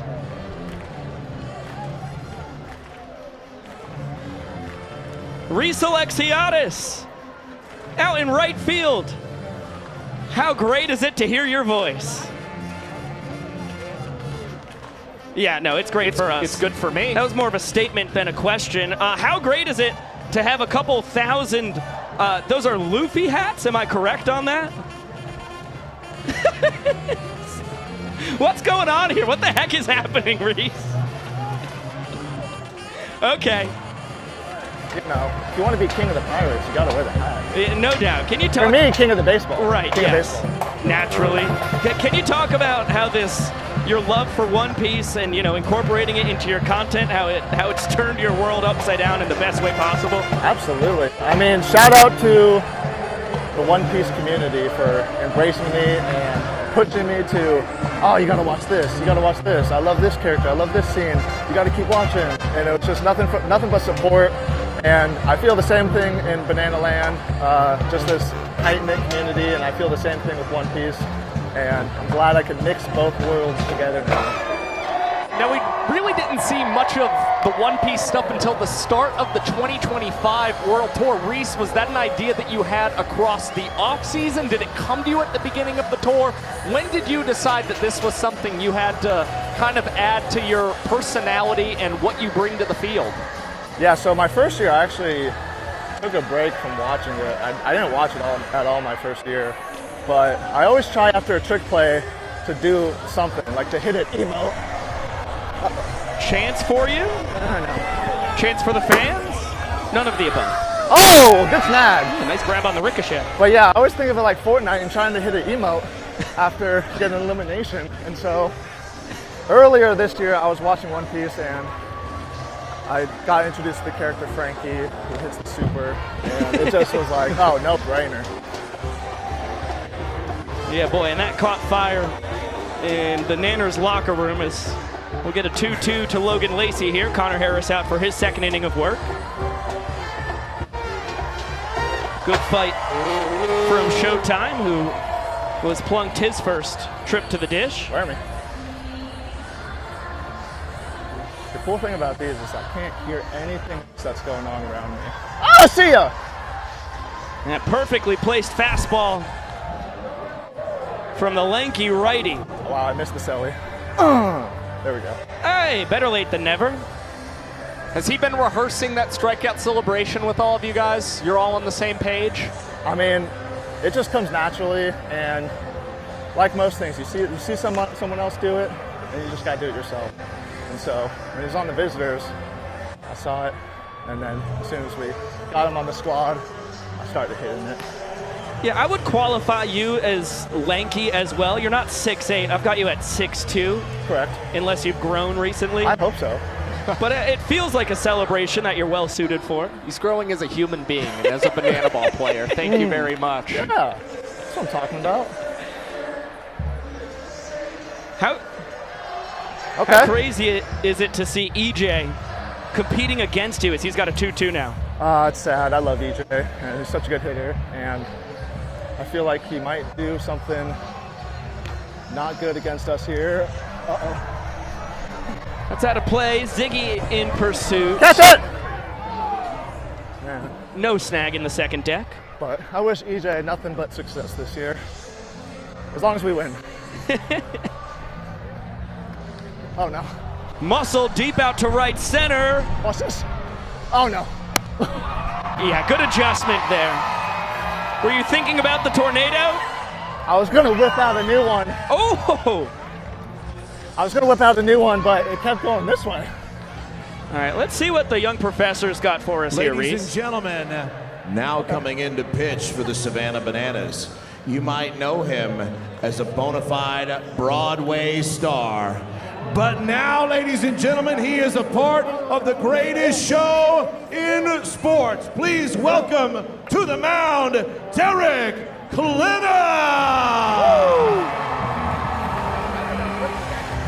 I couldn't hear that, but...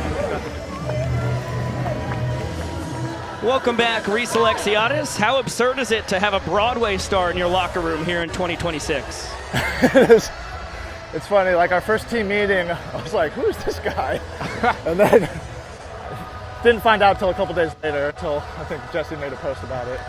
And it was just funny.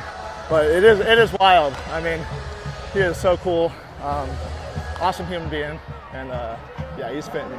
Has there been a standout or memorable moment being in the locker room with Big D so far? Ooh. I mean, every moment with him is memorable, you know what I'm saying? So it's just a pleasure to have him in there. Yeah, the critics inside the Bananas locker room are raving about Klenner's performance on this team. He is fit perfectly in the locker room so far. Couldn't agree more. Darian McDowell struck out looking his first time. Ready for a 2-1 from Klenner, who's got a 4-pitch mix. As that one with some hooks, but a dead center. DR to the track, makes the catch. Oh, shambles. Klenner gets the job done thanks to his center fielder. And a 1-2-3 inning. I guess it's walk-up time. Super Reese cannot wait to see what you have in store for us, my friend. Oh, we might have to Hey Baby first, though. Well, Fair enough. You'll crush both. I'm very confident in that. Well, I'm skipping out on Hey Baby if I gotta lock up, you know what I'm saying? All right, we'll see you in 2 hitters, Reese. All right, I'll see you then. Ready to get on up out of your seats and get that blood flowing and get your hands way up in the air. Hands up in the air because it's time, ladies and gentlemen, for a little Hey Baby. Go ahead, give him clapping.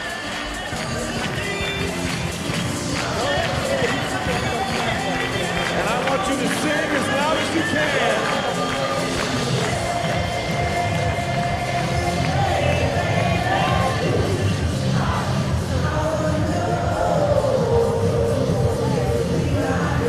Oh, come on, you can get a little louder. Let's go, Savannah.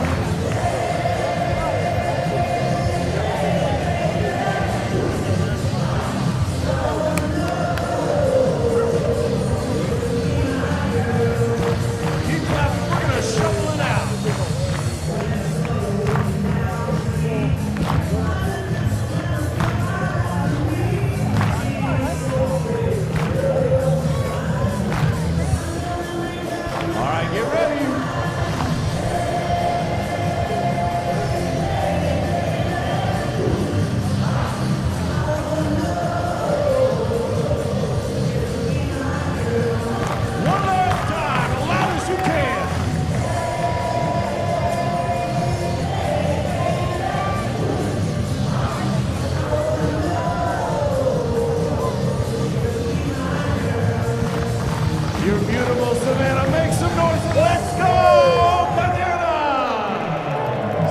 I love when we get inflatable Split. That might be my favorite version of Split. He haunts me. I feel the exact opposite. Speaking of haunting, how about the hair on Austin Temple? The 2018 and 19 collegiate Banana is now back for his 3rd year with the Firefighters. Yes, spent time in the Astros minor league system in 2022 and 2023, is now in his 3rd World Tour with the Firefighters. Posted a 134 ERA plus last season, 34% better than the Tour average pitcher. Big reason the Firefighters wanted to bring him back. And on the Banana side of things, they batted just .240 against Temple. And Meadows was one of the big bright spots for the team. He owned a .357 mark against Austin, and drops this in front of South Trimble for a leadoff single. Right on cue from the Vidalia, Georgia native.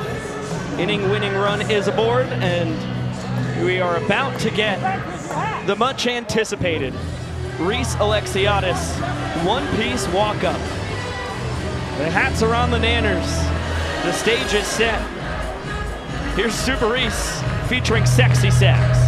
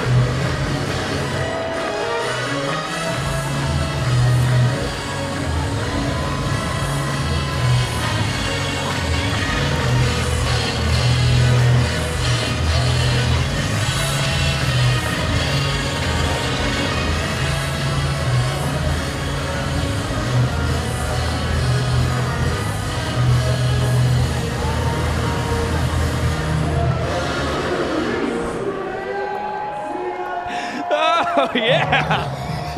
Worth the wait. Wow, what a Pirates crew Alexiadis has assembled. Unbelievable. Oh, man. Earned the sprint his first time. And Temple can't find the front door with the breaking ball. As Alexiadis lifts this to the moon and back. In right field, tip drill. And Darian McDowell will get his first career banana ball trick play. Tapping it to Tyner Hughes, who grabbed his first career trick play a couple innings ago. And seeing Tyner Hughes right in front of him makes his job awfully easy. All he's got to do is worry about the tip and nothing else. Hughes right there to corral that banana ball. And now 4 trick plays for both squads here in the bottom of the 4th. Meadows off on the pitch. Cornette's throw. Not in time. That was a pretty perfect one-hopper. Nice swipe tag from Green. But the doctor, as adept a base runner as you can find around here. Led the Nanners with his 22 steals, only caught 3 times last year. Now the inning-winning run in scoring position.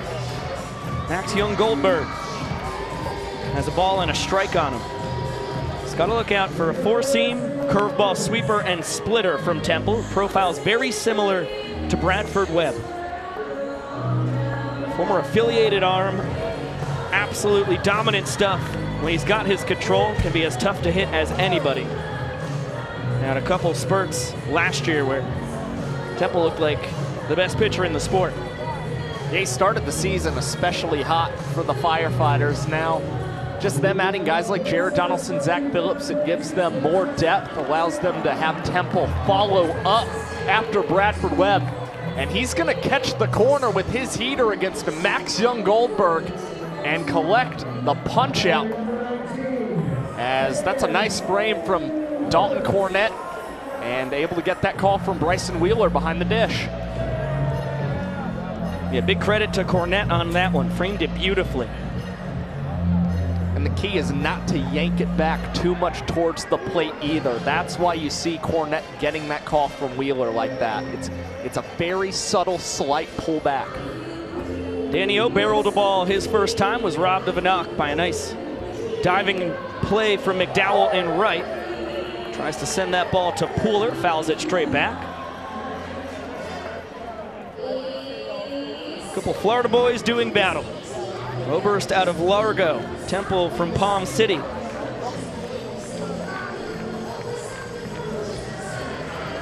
Nice slider. Fouled away as Temple jumps ahead.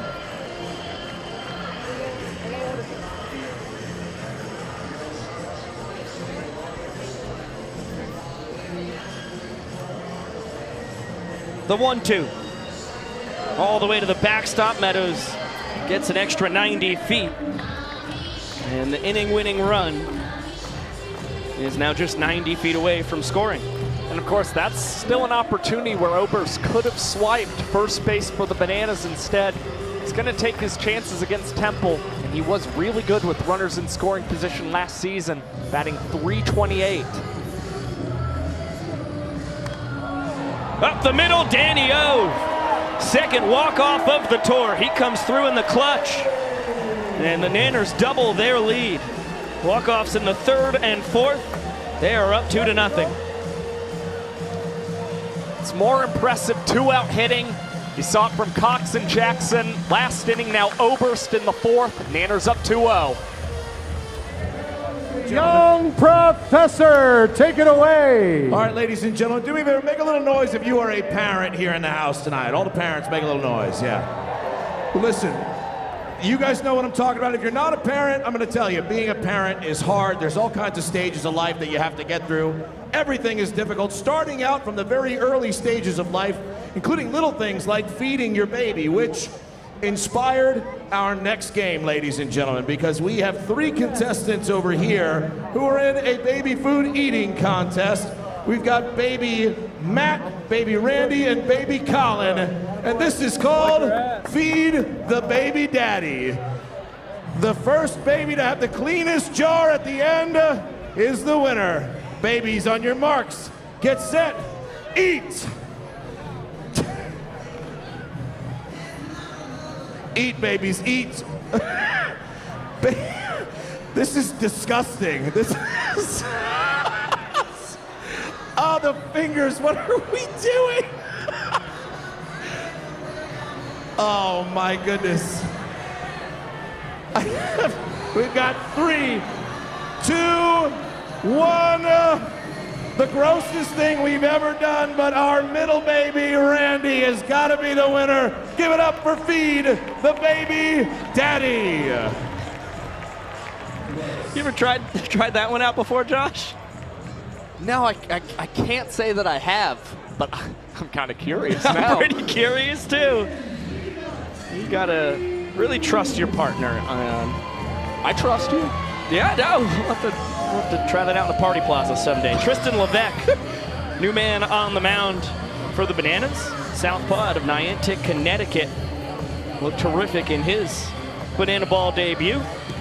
Faced 2 batters, took care of them both on 9 pitches, picked up a strikeout, and has Green, Noah Bridges, and McFadden here as Peanut puts a charge into this, deep out to left center. DR can't make the diving play. How about a stand-up triple for the Proud of Berry Hill, Oklahoma. I was everywhere, bro. Peanut's coming out scorching here in his second World Tour. Yeah, you see, that's a tough play for DR Meadows to have to range out and make a little bit of an overrun of that banana ball. And Green had a single, a walk-up double last weekend in Tallahassee. Now comes away with the triple in his 4th at-bat of the season. It really is a killer start for him offensively. Yeah, 3 for 4, a couple extra base hits.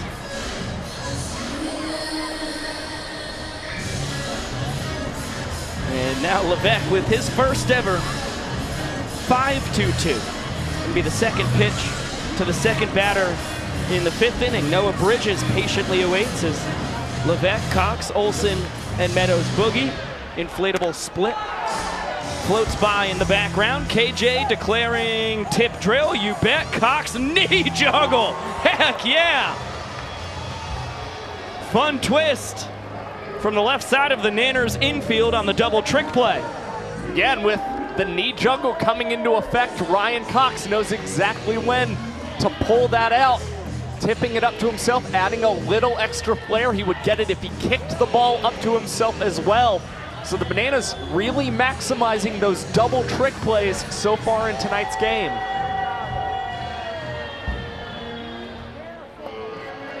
Dakota McFadden ahead, 2 balls and a strike. Singled back in the 2nd inning.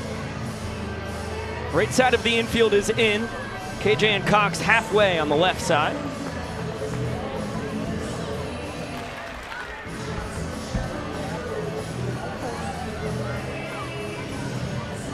Swing and a miss.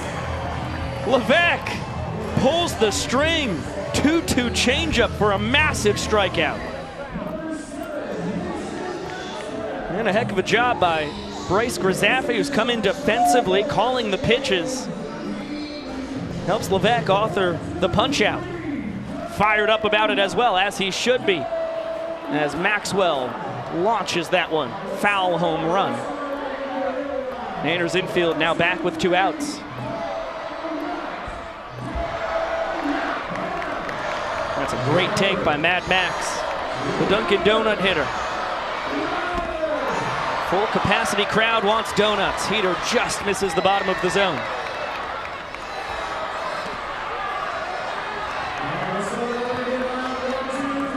Pretty similar pitch, same call. And right back to Levesque! What a play!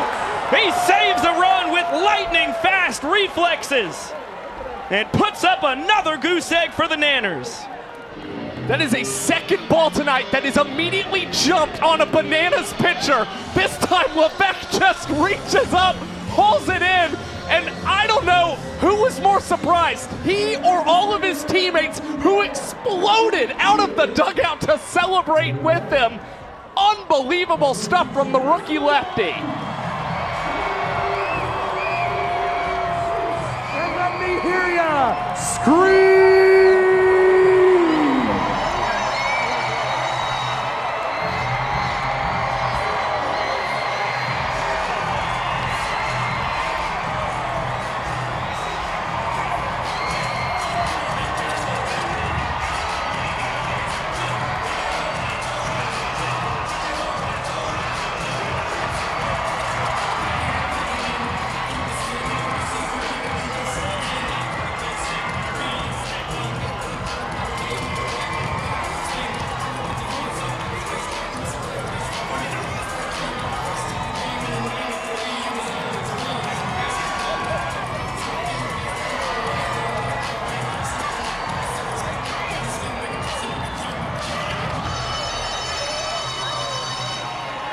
Let me hear you say, hey, KJ.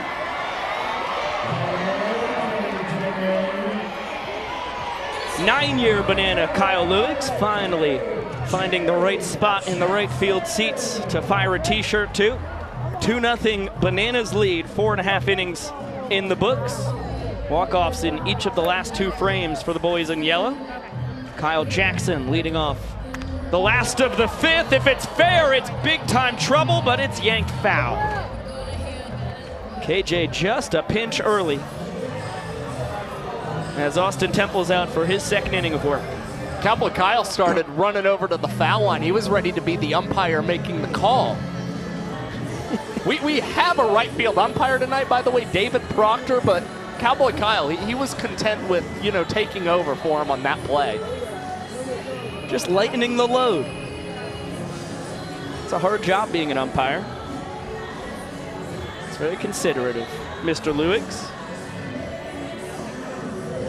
KJ flew out to center his first time. Tries to hold up. Check down to third. He does, according to Chris Walker, whose opinion is the most important on the matter. That one lofted deep out to right. KJ! Walk-off nuke!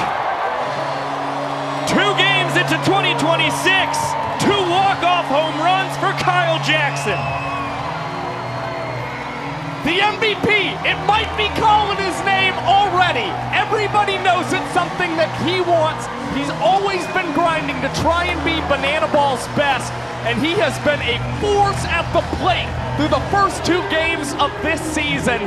And it's awful impressive considering last season, Kyle Jackson only had 1 extra base hit playing in Grayson Stadium. Now he's got 1 in his very first game, and Sam Bauman's got him for more. If he can track him down. KJ's a little elusive. KJ, hey, real good. KJ, we saw the first one just foul. Just talk to me. Okay, we cool. saw the first one just foul. You know how to double it. You know how to double it.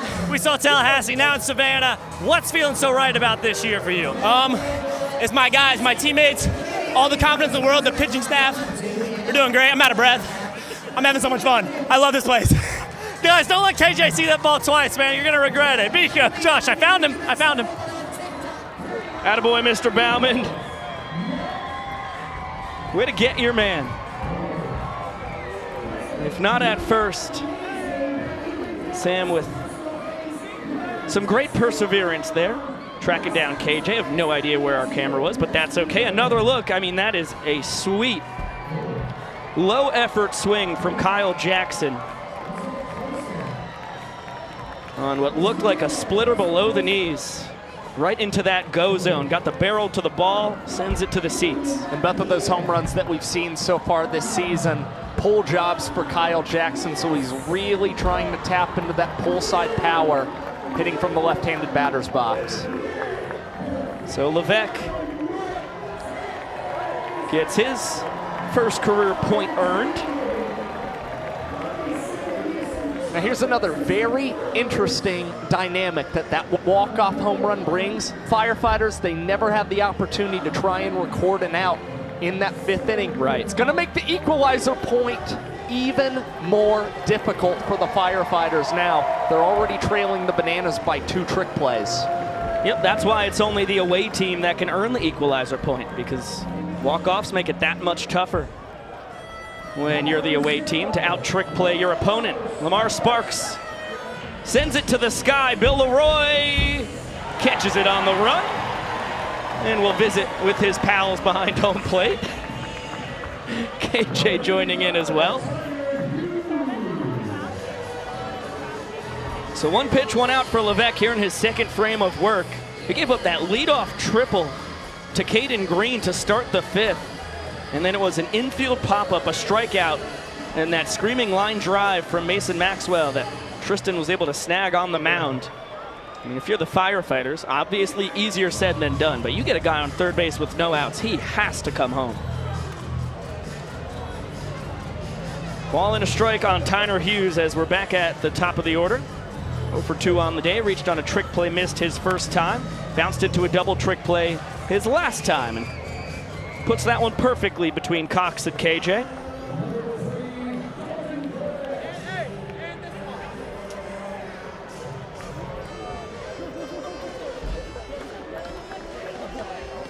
So a 1-out knock. Hughes with good speed is aboard. Now Dalton Cornett digs in as Levesque checks on the Firefighter second baseman. That one driven out to right center. Alexiadis tipping it up. He will take it in himself, throwing behind Hughes, but he's back in plenty of time. Uh-oh, ball got away from MJG, but not far enough for Tyler Hughes to go anywhere. Let's get it down to Tyler Gillum, who's got an announcement for us. Now coming to pitch from the U.S. Women's Baseball Team and also the #1 pick in the Women's Professional Baseball League, Kelsey Whitmore.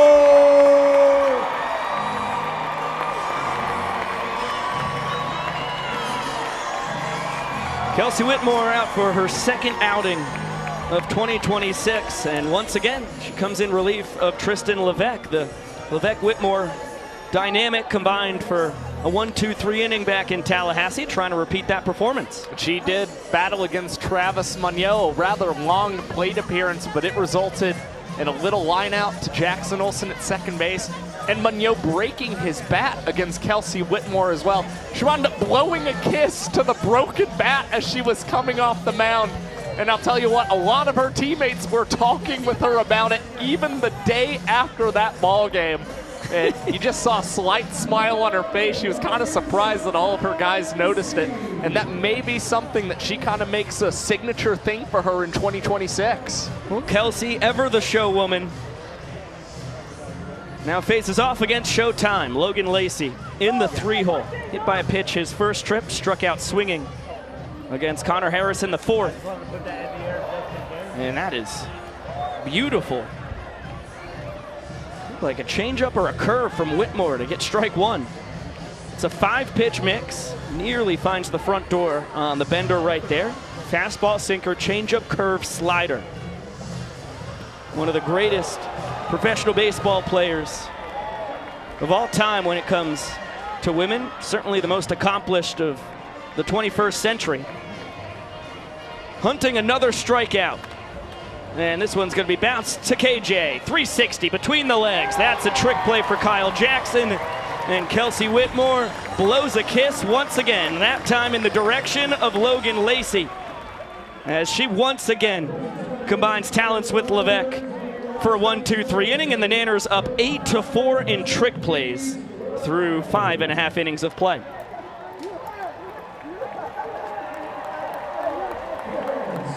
Please join the Bananas and the Firefighters in honoring the men and women that serve this great nation as we salute our hometown heroes of the night. We thank you for your service and commitment to our great country. To our police officers, to our firefighters, to our nurses, to our EMS workers, to our dispatchers, and to our school teachers. The Bananas and Firefighters say thank you very much.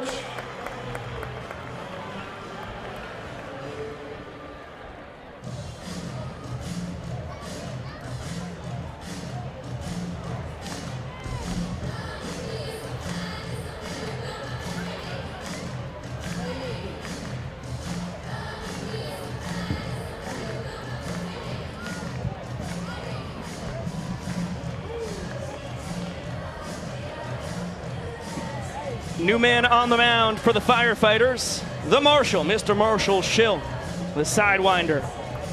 Third fella to toe the slab for the Firefighters tonight. Here in his third World Tour. Yeah, third Firefighters arm with 3 years of experience pitching with this squad, and a guy who's been working with throwing some fireballs out there on the pitcher's mound, so expect him to get tricky out on the mound. And in his first World Tour, 1 for 3 on the night, fresh off a single through the left side, it's Tiny, Mr. Tyner Hughes. Mic'd up! Mic'd up with the duck calls. What's up, fellas? How we doing? Fantastic, Great. Tyner. So happy to have you in the sport, so happy to have you on the mic. Thank you, thank you. I'm so honored to be here. I can't even tell you how much fun I'm having right now. Heck yeah, Bill Leroy leads off this bottom of the 6th inning. Before we get to the duck calls, I need you to talk us through the walk-off home run in Tallahassee to win the 6th inning last Thursday night. All right, so, you know, I'm up there, struck out my first at-bat. I'm like, yeah, I got to do something cool. So I get up there, a couple balls, 3-1. I'm like, all right, I'm swinging so hard. And then I get a pitch, I swing out of my shoes, and I just happen to hit it, fellas. That's how it happened. You make it sound so easy. But you told us that it was like the craziest blackout moment you've ever had on a baseball field. Absolutely. I'm telling you, I had everything that I was going to do planned out, start to finish, and I did not do a single bit of it. Cloud Hunter off the bat of Leroy. Peanut with the call, and he'll tip it. Nice! Oh! Noah Bridges there to save it. And Tyner, you might have had the best view in the house at that one. I thought I was going to have to do that. I didn't know what was going on. We're getting another look at it. Yeah, good evasive maneuver by you not to collide with Bridges. Yeah, it could have been bad. Sorry, one out. You've got the duck calls on you. Can you explain what you've got and maybe give us an example of your favorite? Yeah, I got just a regular mallard duck call, another regular mallard duck call. These two, my babies right here. Got the Walmart special. And then this one is the Drake call. And like, this is one of those things, like, as a Drake, a male duck, he sees a girl out there he likes, hit him with a little. It's like, hey, come here, girl. I think that would work for me. Jackson Olsen put that in play. And it looks like it's going to be an infield single. Maybe off the knob of the bat. I thought that hit him. I thought it hit him from our vantage point up in the booth. I mean, he's on first either way, so I guess it doesn't matter except for official scoring purposes. But the way Jackson ran, looked like he was about to plead his case, like he got hit, and then said, oh, that kind of was placed perfectly. I'm going to run it out. So I guess it's an infield single. Looks like it was never ruled a dead ball. JT Sokolov gets his first career chance on the bases in banana ball. Nanner's designated runner. Uh-oh. As Rack digs in with the inning-winning run on first. So what else do you have there in the duck call department? Is there anything that maybe could lure a broadcaster? Yeah, I like that a lot. I don't know if y'all can hear that. Oh, yeah. I'm picking it up. I can't hear it, so I hope it sounds good. But also on here, you know it's cold when you're hunting. You gotta have a little chapstick on you. So I got the chapstick in case I need to, you know, lips get a little chap, a little wind going. So it's chapstick, and then how many duck calls do you have around your neck? That's 4 total. Okay, 4 total. That's respectable. You can only use one at a time, but what's wrong with having a spare, you know what I mean? Oh my gosh, that would have been right to my right hand. I saw that. You up there. Son of a gun. Just a net and a window in the way. I want a backflip catch if y'all want to know really what I'm truly thinking right now. I really want to do a backflip catch. Jam shot, backflip catch right here. Dang it. 2 balls and 2 strikes on Cruz with great speed on first. Are you covering the bag on a stolen base here? No, I'm not. Wait, am I supposed to even tell you that? Are you inside it? No, not at all. There goes JT, so Peanut's going to cover. And right to Tyner, great backup.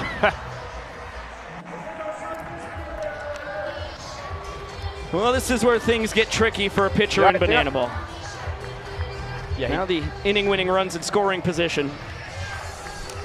And Schill has to deliver a strike to Cruz, or else the Bananas win the frame. The payoff pitch.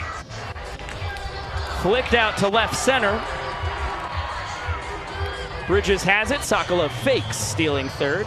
Will stay put, or tagging up rather. Hey, you Mike. I'm Mike, bro. Dude, let's go. I like JT, fellas. He's cool. He's a fantastic human being from my experience. Okay, you've got 2 more duck calls. I would be remiss if we didn't get to hear them. What do you have on deck? All right, so they all almost sound the same, but this one's a little raspier.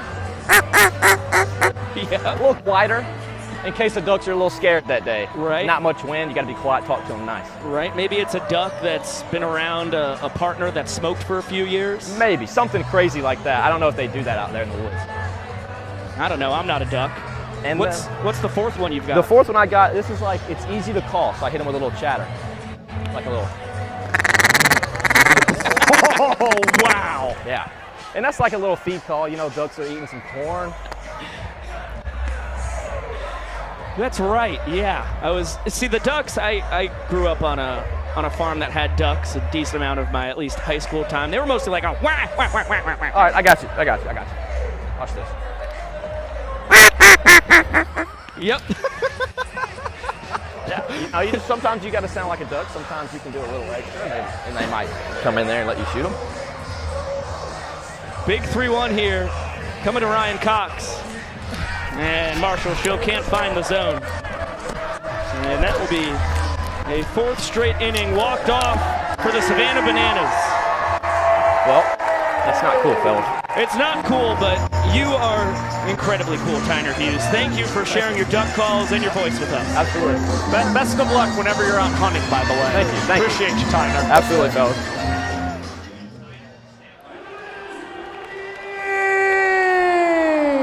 So Sokolov scores his first career run after his first career stolen base.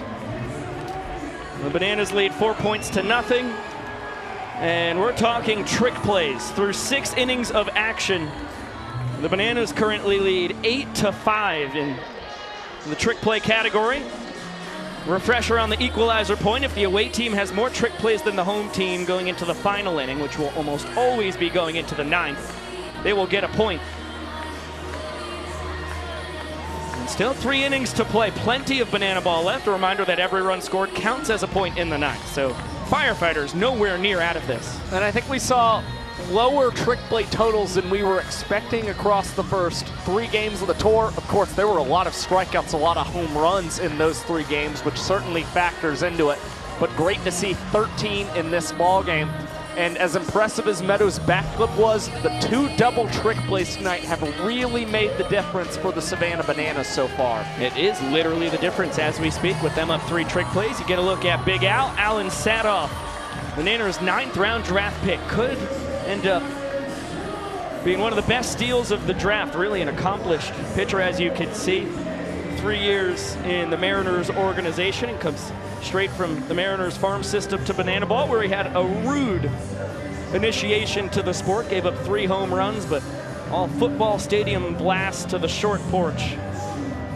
I think it's going to be a very promising career for the 6'1" righties. He just misses the bottom of the zone to another former Mariners minor leaguer, Eric Jones Jr. And he didn't seem to be too disappointed or hard on himself the next day after it. He definitely understood the dimensions of that field, and he's a really talented arm. And the Mariners really helped him with his pitching development as they taught him a cutter, helped him develop his sweeper, and he actually did away with his changeup during his time with the Mariners. So that cutter and sweeper have really become big out pitches for Sadie. Fastball's in the low 90s. See what he goes to on the 2-2. Bouncer to third. Kyle Jackson between the legs. And Max Young Goldberg back out there at first base after Ziggy was in for a few innings. MJG re-entering means that Alex Ziegler is burned for the night. KJ continues to stack up the trick plays at the hot corner. Had 2 on the opening night. A couple more here this evening.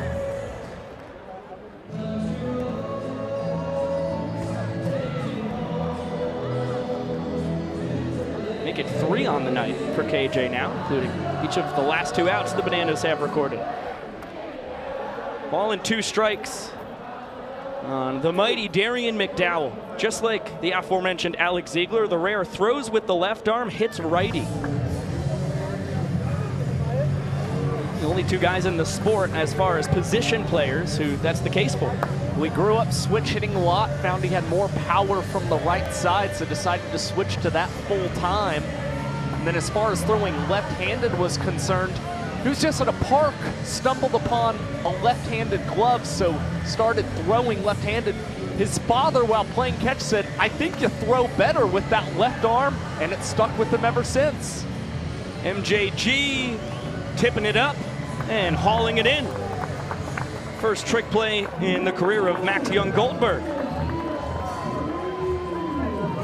And that's now 4 straight outs recorded by the Bananas via the trick play. Another look at the tip drill from Young Goldberg.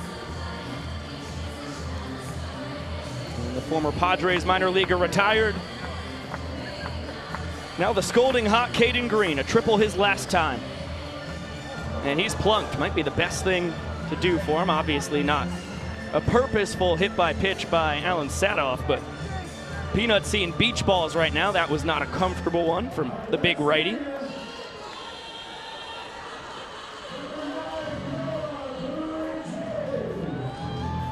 Painful, but good for the OBP. Now that goes all the way into the Bananas dugout, and Peanut will get a free 90 as Noah Bridges steals second. The ball was out of play, so the throw into the outfield means nothing. See Hunter Ives with his hands up. Time was called. So Noah Bridges, who swiped first twice last year, gets his first steal of first here in tour number 4.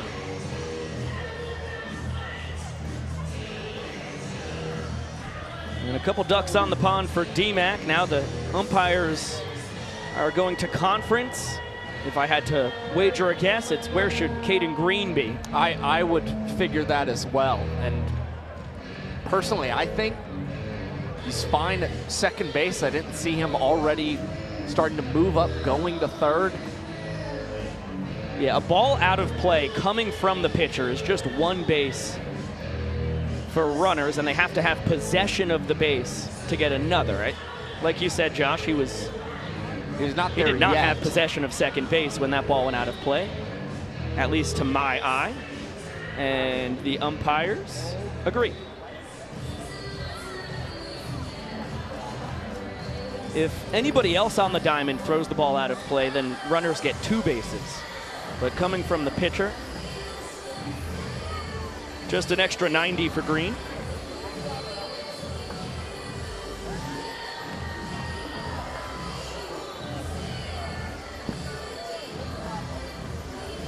McFadden behind 0-1. Off the end of the bat. Into left center. Meadows jogging in. Will tip it and haul it in. 3 trick plays in the top of the 7th for the Nanners as Big Alan Sadoff strands a pair. And this Bananas pitching staff continues to dominate as we throw it down to the field. Banana Ball, we are all about bringing families together. Well, except for right now, we might be tearing this family apart. Please welcome the Shaley family. Now, here's how it's going to work. I'm going to ask the Shaley kids 4 different questions, and they are going to answer that question by throwing a water balloon at the parent of their choosing. This game is called Trial by Fire. All right, Shaley kids, question number 1. Which parent is the worst cook? Which parent is the worst cook? Will it be mom or will it be dad? We're about to find out. Go! Oh, and it looks like dad is the worst cook. All right. Question number 2. Dad, I'm sorry. We'll try and get you a new shirt. Who is the worst driver between mom and... Oh, that was an easy one. Wow. The daughter threw that right away. Okay, hang on. We still got more questions. Question number 3.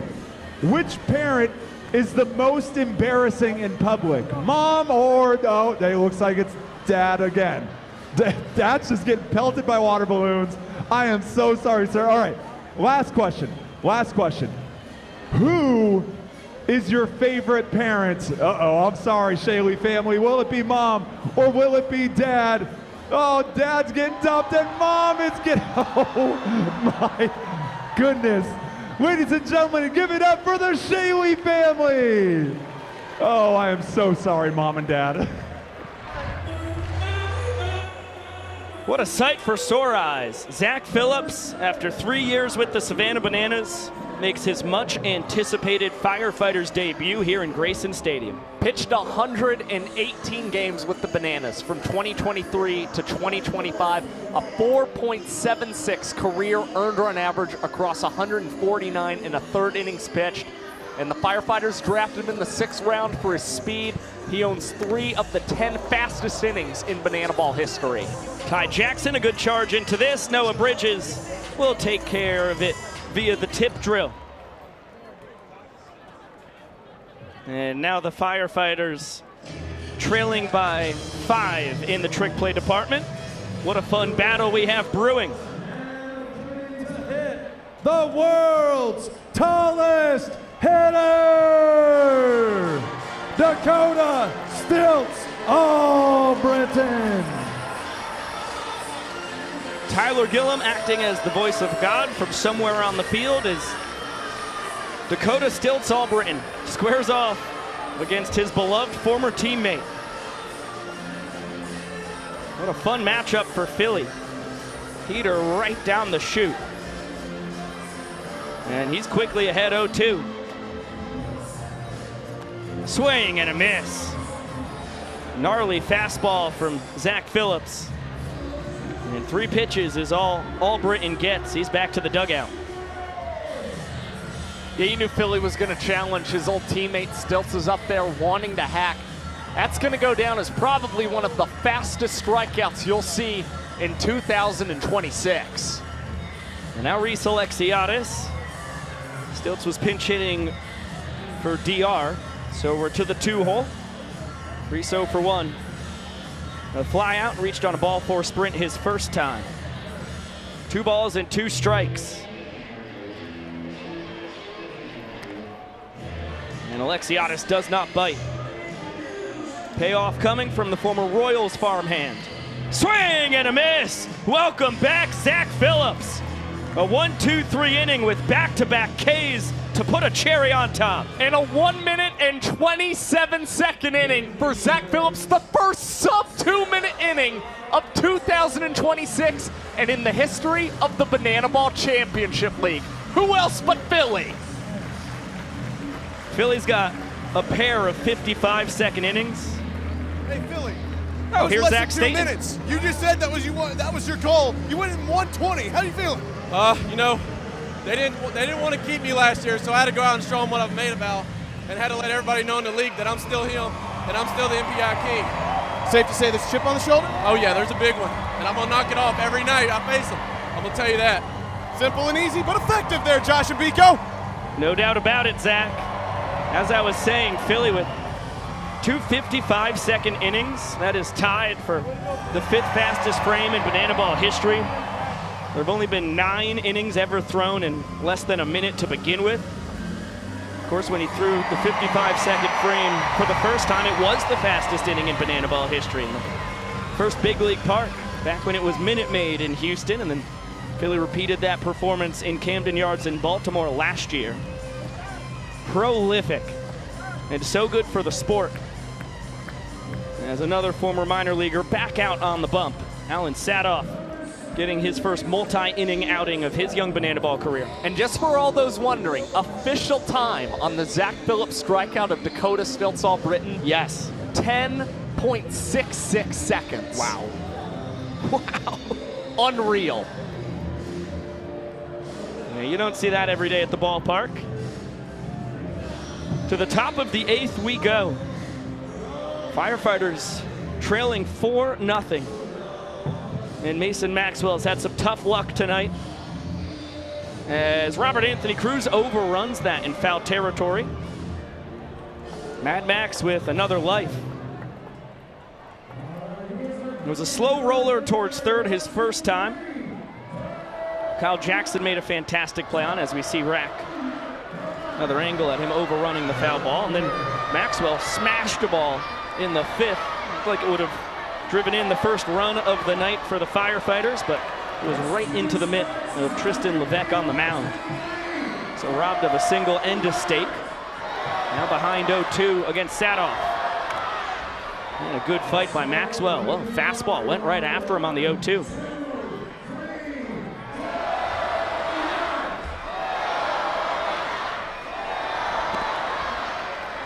Reminder, Maxwell is the Dunkin' Donut hitter of the night, so if he strikes out, the over 5,500 fans here in Savannah get free donuts thanks to Dunkin'.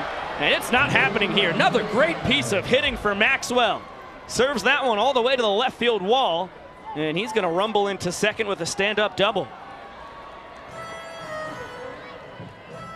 That's a great sign for the Newfield, New Jersey native. Absolutely dialed at the dish to start his second World Tour. Guy who started slow, had that big home run off of Kyle Lewis in Anaheim, and then finished his first tour scorching hot. And looks like he's carrying that over into 2026 as Lamar Sparks digs in. Yeah, now the challenge is for the Firefighters to try and come up with something big, as Ryan Cox was thinking about trying to go to third base. Fire to KJ Jackson, get the lead out on Mason Maxwell. Instead, it turns into an error for the glove magician. That ball just squirting underneath his mitt. And now guys on the corners for the Firefighters, who are still looking for their first hit with a guy in scoring position tonight. Yeah, and great speed at the corners at that as we go to the top of the order.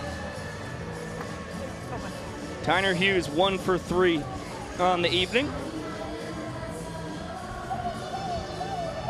Sparks taking off for second. Throw from Leroy is in time. South Trimble, the designated runner, will score. Actually, there was never a tag on Sparks. Olsen tracks him down. And it's the first run of the ball game for the Firefighters. So the Bananas choose to seed the run for the first out as Christian Tierman shows off his incredible strength. Well, he just benched South Trimble. I think that was like at least 8 reps, it felt like. As we get another look at what the heck just happened at second base. Nope, we're going to get a replay of the celebration.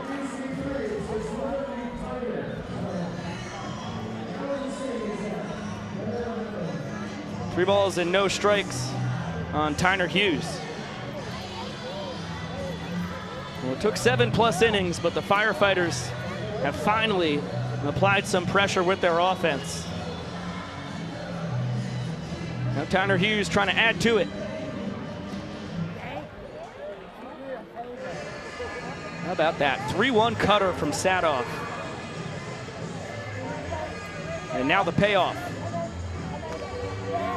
Flicked foul. Leroy and MJG converging. Neither can get to it.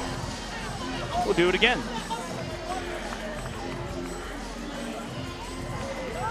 Tyner Hughes last year was being called all-niner Tyner because he played all 9 positions in his first ever visitors game. Something that he's done a decent amount of times throughout his baseball career, at least from a season standpoint. Played all 9 positions for the Boise Hawks in 2024 when he was teammates with Max Young-Goldberg. Goes down swinging here. From now on, he will be known as Tiny, which is a nickname that his mother gave to him as a young child and has really stuck around, and he started to love as he turned into a fantastic athlete and wasn't actually tiny anymore. I know he's, thankful it was something that made him stick out when he was a visitor playing all 9 positions his very first game. But he said he feels the most comfortable playing third base, second base, and especially left field. Thinks that's where he's the best with his trick plays. But all he wants to do is make sure that he can keep hitting and maintain a position in the Firefighters' batting order every night. Cornette cranks it foul. He's behind 1-2. World Tour number 5 for the Banana Ball legend, the pride of Pipapassis, Kentucky, Dalton Cornette. 3 years with the Party Animals. This is year 2 with the Firefighters. And as he continues to battle with Sadoff.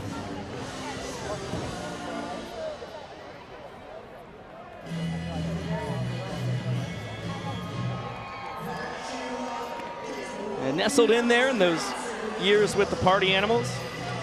A Savannah Banana for 2 games, the 2022 Challenger Series against the Kansas City Monarchs.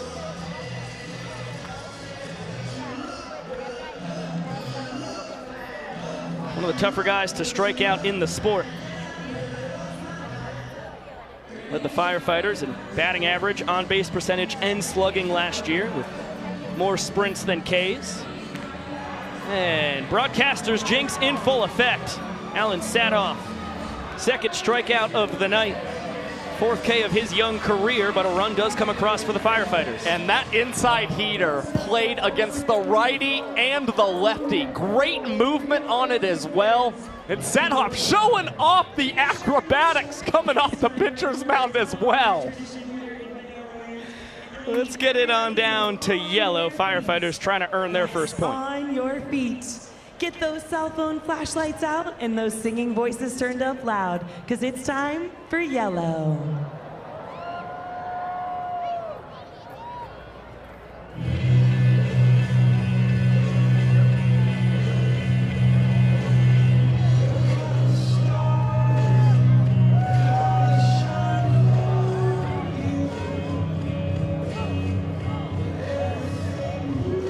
Sing it loud, Savannah, Georgia.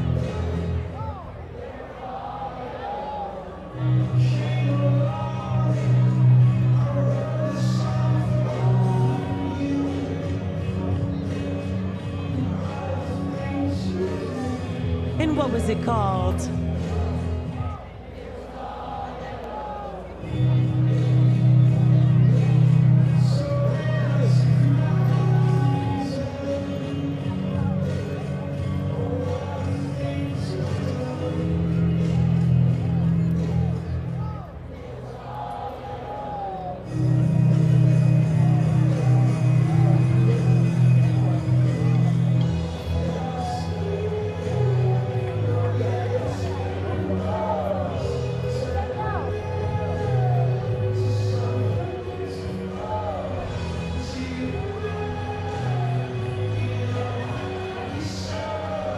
We love you so much, Banana Nation, and the Cooney family has something to say too.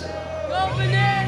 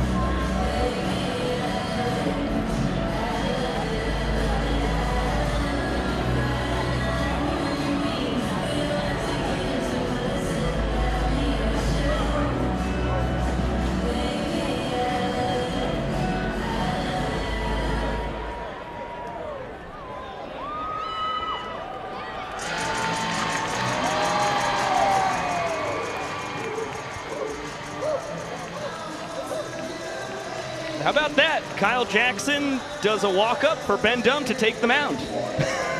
Makes sense, right? All right, here's the 2025 Pitcher of the Year trying to earn the first point of the night for the Firefighters. Yeah, the first ever pitcher in Banana Ball to record an earned run average below 2 in a season, being a qualified pitcher. Pretty impressive stuff from Ben Dunn, and certainly deserving of that accolade. Unfortunately for him, last week blew the save against the Loco Beach Coconuts, wound up the losing pitcher. Nonetheless, nothing to be too worried about when it comes to Ben Dunn, considering such a stellar minor league career with the Twins and Braves.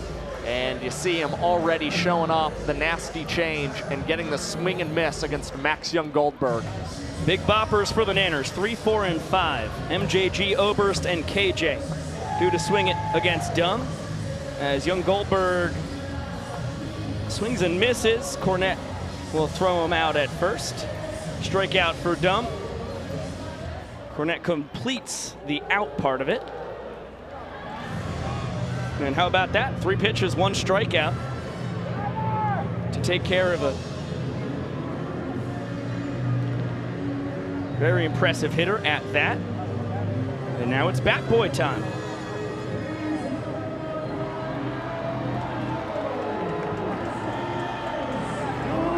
Here he comes.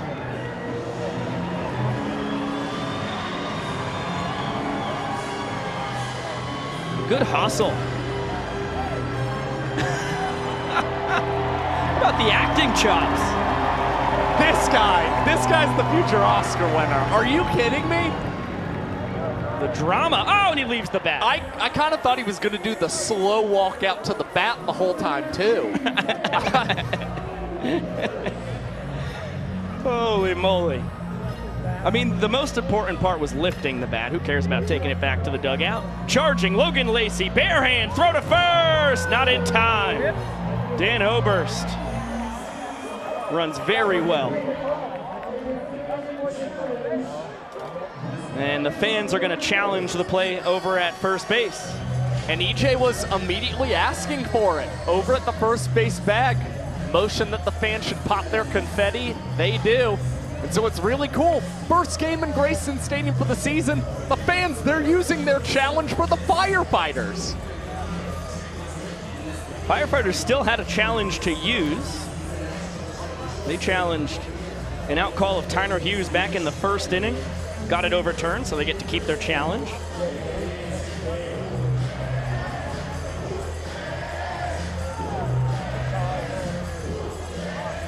The umpires need clear evidence to overturn the call at first. Unfortunately, our monitor is on the fritz, so we don't really have any clue what's currently going on. Certainly bang bang. I mean, it's playing a nasty trick on us, to be quite honest with you. The comedic timing of our monitor right now, it's going black every time. Every single time we're about to see the ball get to the glove. I kind of think this call might get overturned as well, based on what I'm seeing. It's cutting in and out an awful lot. It's come back to us. Here we go. Oh, it's gone. I'm telling you, this is a dirty prank. Just building so much hope. Here we go. Here we go. I just don't think. I think it's more of a faulty. It's probably just a faulty wire we've got going into this thing. Please, after further review, the ruling on the field is. Yeah, they overturn it. Overturned. So Bryson Wheeler and company saw enough evidence to say that that ball beat Dan Oberst by a hair, and the fans vindicated. How about that? Guy rocking bananas gear flips the call against them. Now, you know what I love to see? I love to see 2 fan challenges to start the season, and both of them overturn calls. The fans still batting 1,000.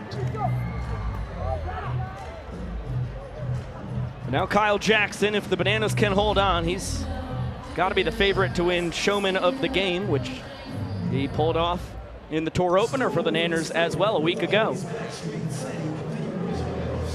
But when you're 1 for 2 with a walk-off home run and 3 trick plays, plus adding some extra entertainment with the entrance for Ben Dumm's inning.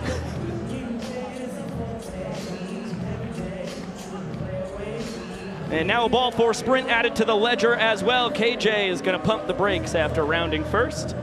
Good decision. Firefighter sprint defense. Absolutely superb. Saw that in the first when they got Alexiadis trying to get 2 bases. KJ not going to be the second Nanner gunned down at second on a sprint tonight. So the inning tying run at first as Bill Leroy digs in. 0 for 2, he's popped into a couple trick plays so far tonight. Behind 0-1. Fastball, circle change, and the slider. 3-pitch arsenal for Benjamin Dumm III. As this one lofted out to right. McDowell coming in. Will make the catch, and the Firefighters officially on the board. They earn their first point. And will trail by 3 going into our final inning, where every run scored counts as a point. This means it's time to check in with the scoreboard. Heading in. A heck of a bounce back outing from Ben Dumm. As I just mentioned, now you get to see it in graphic form. Every run scored in the final frame counts as a point. If we're tied at the end of it, then we will go to showdowns. Yeah, and the Firefighters still have a golden batter in their back pocket. Of course, they've got 3, 4, and 5 due up in their order in the 9th inning, so you likely won't see it with any of the guys coming up in that spot, but you could potentially, once you get to Caden Green, maybe Noah Bridges, see a repeat at bat from the likes of Logan Lacey or Eric Jones Jr., maybe even Darian McDowell if he has some success against who we believe is going to be Danny Do-It-All. If I were to bet, I would assume we're getting the Vienna, Virginia native. And the video board confirms our suspicions. Danny Hosley, here in his 4th World Tour, was in excellent form last Saturday night. Came in with a 2-point lead. Gave up a 1-out single to Zach Watson, but outside of that, 3 strikeouts. And took care of some quality hitters as well. Indiana Stanley, Nick Lopez as the golden batter, and then Travis Munoz. All down swinging, all on the Vulcan changeup. And you know, Hosley, he's one to admit that sometimes what comes with being able to strike out guys so much is that your MPI time can be a little bit higher than your competition. Even though we struck out the side and allowed that single to Zach Watson, he still finished that inning in 3 minutes on the dot for the Savannah Bananas while nailing down the save. So really impressive stuff from Haas, who, of course, was great again last year, a Pitcher of the Year finalist, recorded the fastest minutes per inning mark of his banana ball career, but struggled a little bit more here in Grayson Stadium than on the road. So for Danny Do-It-All, he's got to concern himself just a little bit with making sure he can keep the ball in this Grayson Stadium ballpark tonight. Well, as you said, Josh, just like it was for the Nanners in the bottom of the 8th, here in the top of the 9th, Firefighters have 3, 4, and 5. Logan Lacey, Eric Jones Jr., Darian McDowell. They still have their golden batter as Showtime smashes this. Deep out to left center. Meadows all the way to the track will make the catch. A little too much launch angle for Lacey. And a very loud out number 1. And we started this ball game with the wind actually blowing out to center field. 8-mile-an-hour winds, which you thought was going to help the batters, but the Firefighters have flirted with the warning track all night long and not had much success, as that's the 2nd time for Meadows. He's made that catch with his back up against the wall in center field. Quick 0-2 count on Eric Jones Jr., who has caught Danny Hosley plenty of times. He goes down on 3 pitches and gets a diet of 12-6 curveballs. Look like 3 straight benders. Never sees a fastball, never sees a changeup. You got to mix things up with the guy who's caught you so much. You don't want him to expect too much. And for Danny Do-It-All, felt really good about that curveball, and he's fully trusting in Bill Leroy giving him those signs as well. Bill's smart enough. He's been game planning with EJ all those years. Kyle Jackson, bounce pass behind the back to Cox over to first. Would have been one of the gnarliest game enders you'll ever see. KJ and Cox both looking at each other like, wow, we almost just pulled that off. But good wheels. Darian McDowell, he'll tell you as much. He's about 30 pounds heavier than he would like to be. He's at 250. He was down at 220 when he was in the Padres system. He could still move it. He got down the line awful quick. And when we asked him about his strengths and weaknesses, the one weakness he kind of pointed out was the fact that he's lost some speed on the bases. At least he had enough there to keep this game going for the Firefighters. Now South Trimble will take his spot over at first. The designated runner is Caden Green. Yanks it. Look out, folks. Looks like the fans are okay. Laser beam into the seats as the Firefighters are down to their final strike. Bill Leroy back pick and smokes back in time. Peanut 1 for 2 tonight. A booming triple back in the 5th. Plunked his last time.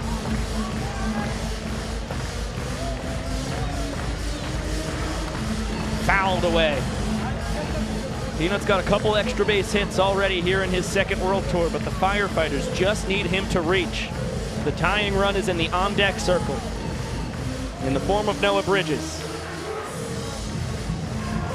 Called strike 3! Hosley gets the Vulcan change in there, and Danny Do-It-All does it again. 2 games for the Savannah Bananas, 2 Danny Hosley saves, and the Nanners are 2-0. And 5 strikeouts already on the season for Danny Do-It-All Hosley. The Bananas, led by their pitching staff, yet again win a 4-1 ball game, and they do it all in 1 hour and 52 minutes. I mean, this is just a perfect Banana Ball game and another all-around performance for the Savannah Bananas. And it is just wild to be saying that 2 games into a season. And you got another look at that strikeout looking of Caden Green. That was downright disgusting. Not often you see a backdoor changeup. Filthy. Kind of unfair. I just mentioned it, Hosley, his first save, 3 minutes on the dot. That one came in 2 minutes and 59 seconds. Son of a gun, and 5 of his 6 outs this year have been via the punch-out. Wow. It is an awful young Banana Ball Championship League season. But boy, do the Bananas look dangerous.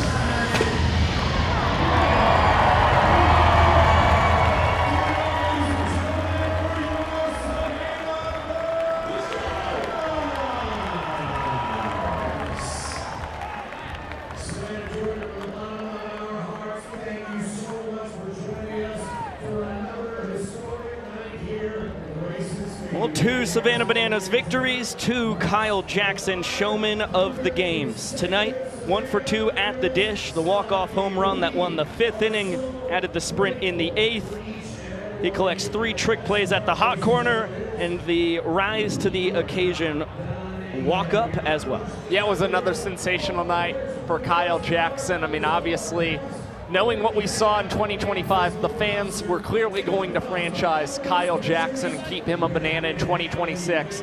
But had that not happened, Tyler Gillum and Adam Byron were certainly going to do the same thing. He's been so consistent since donning the yellow uniform and had yet another tremendous night for this squad.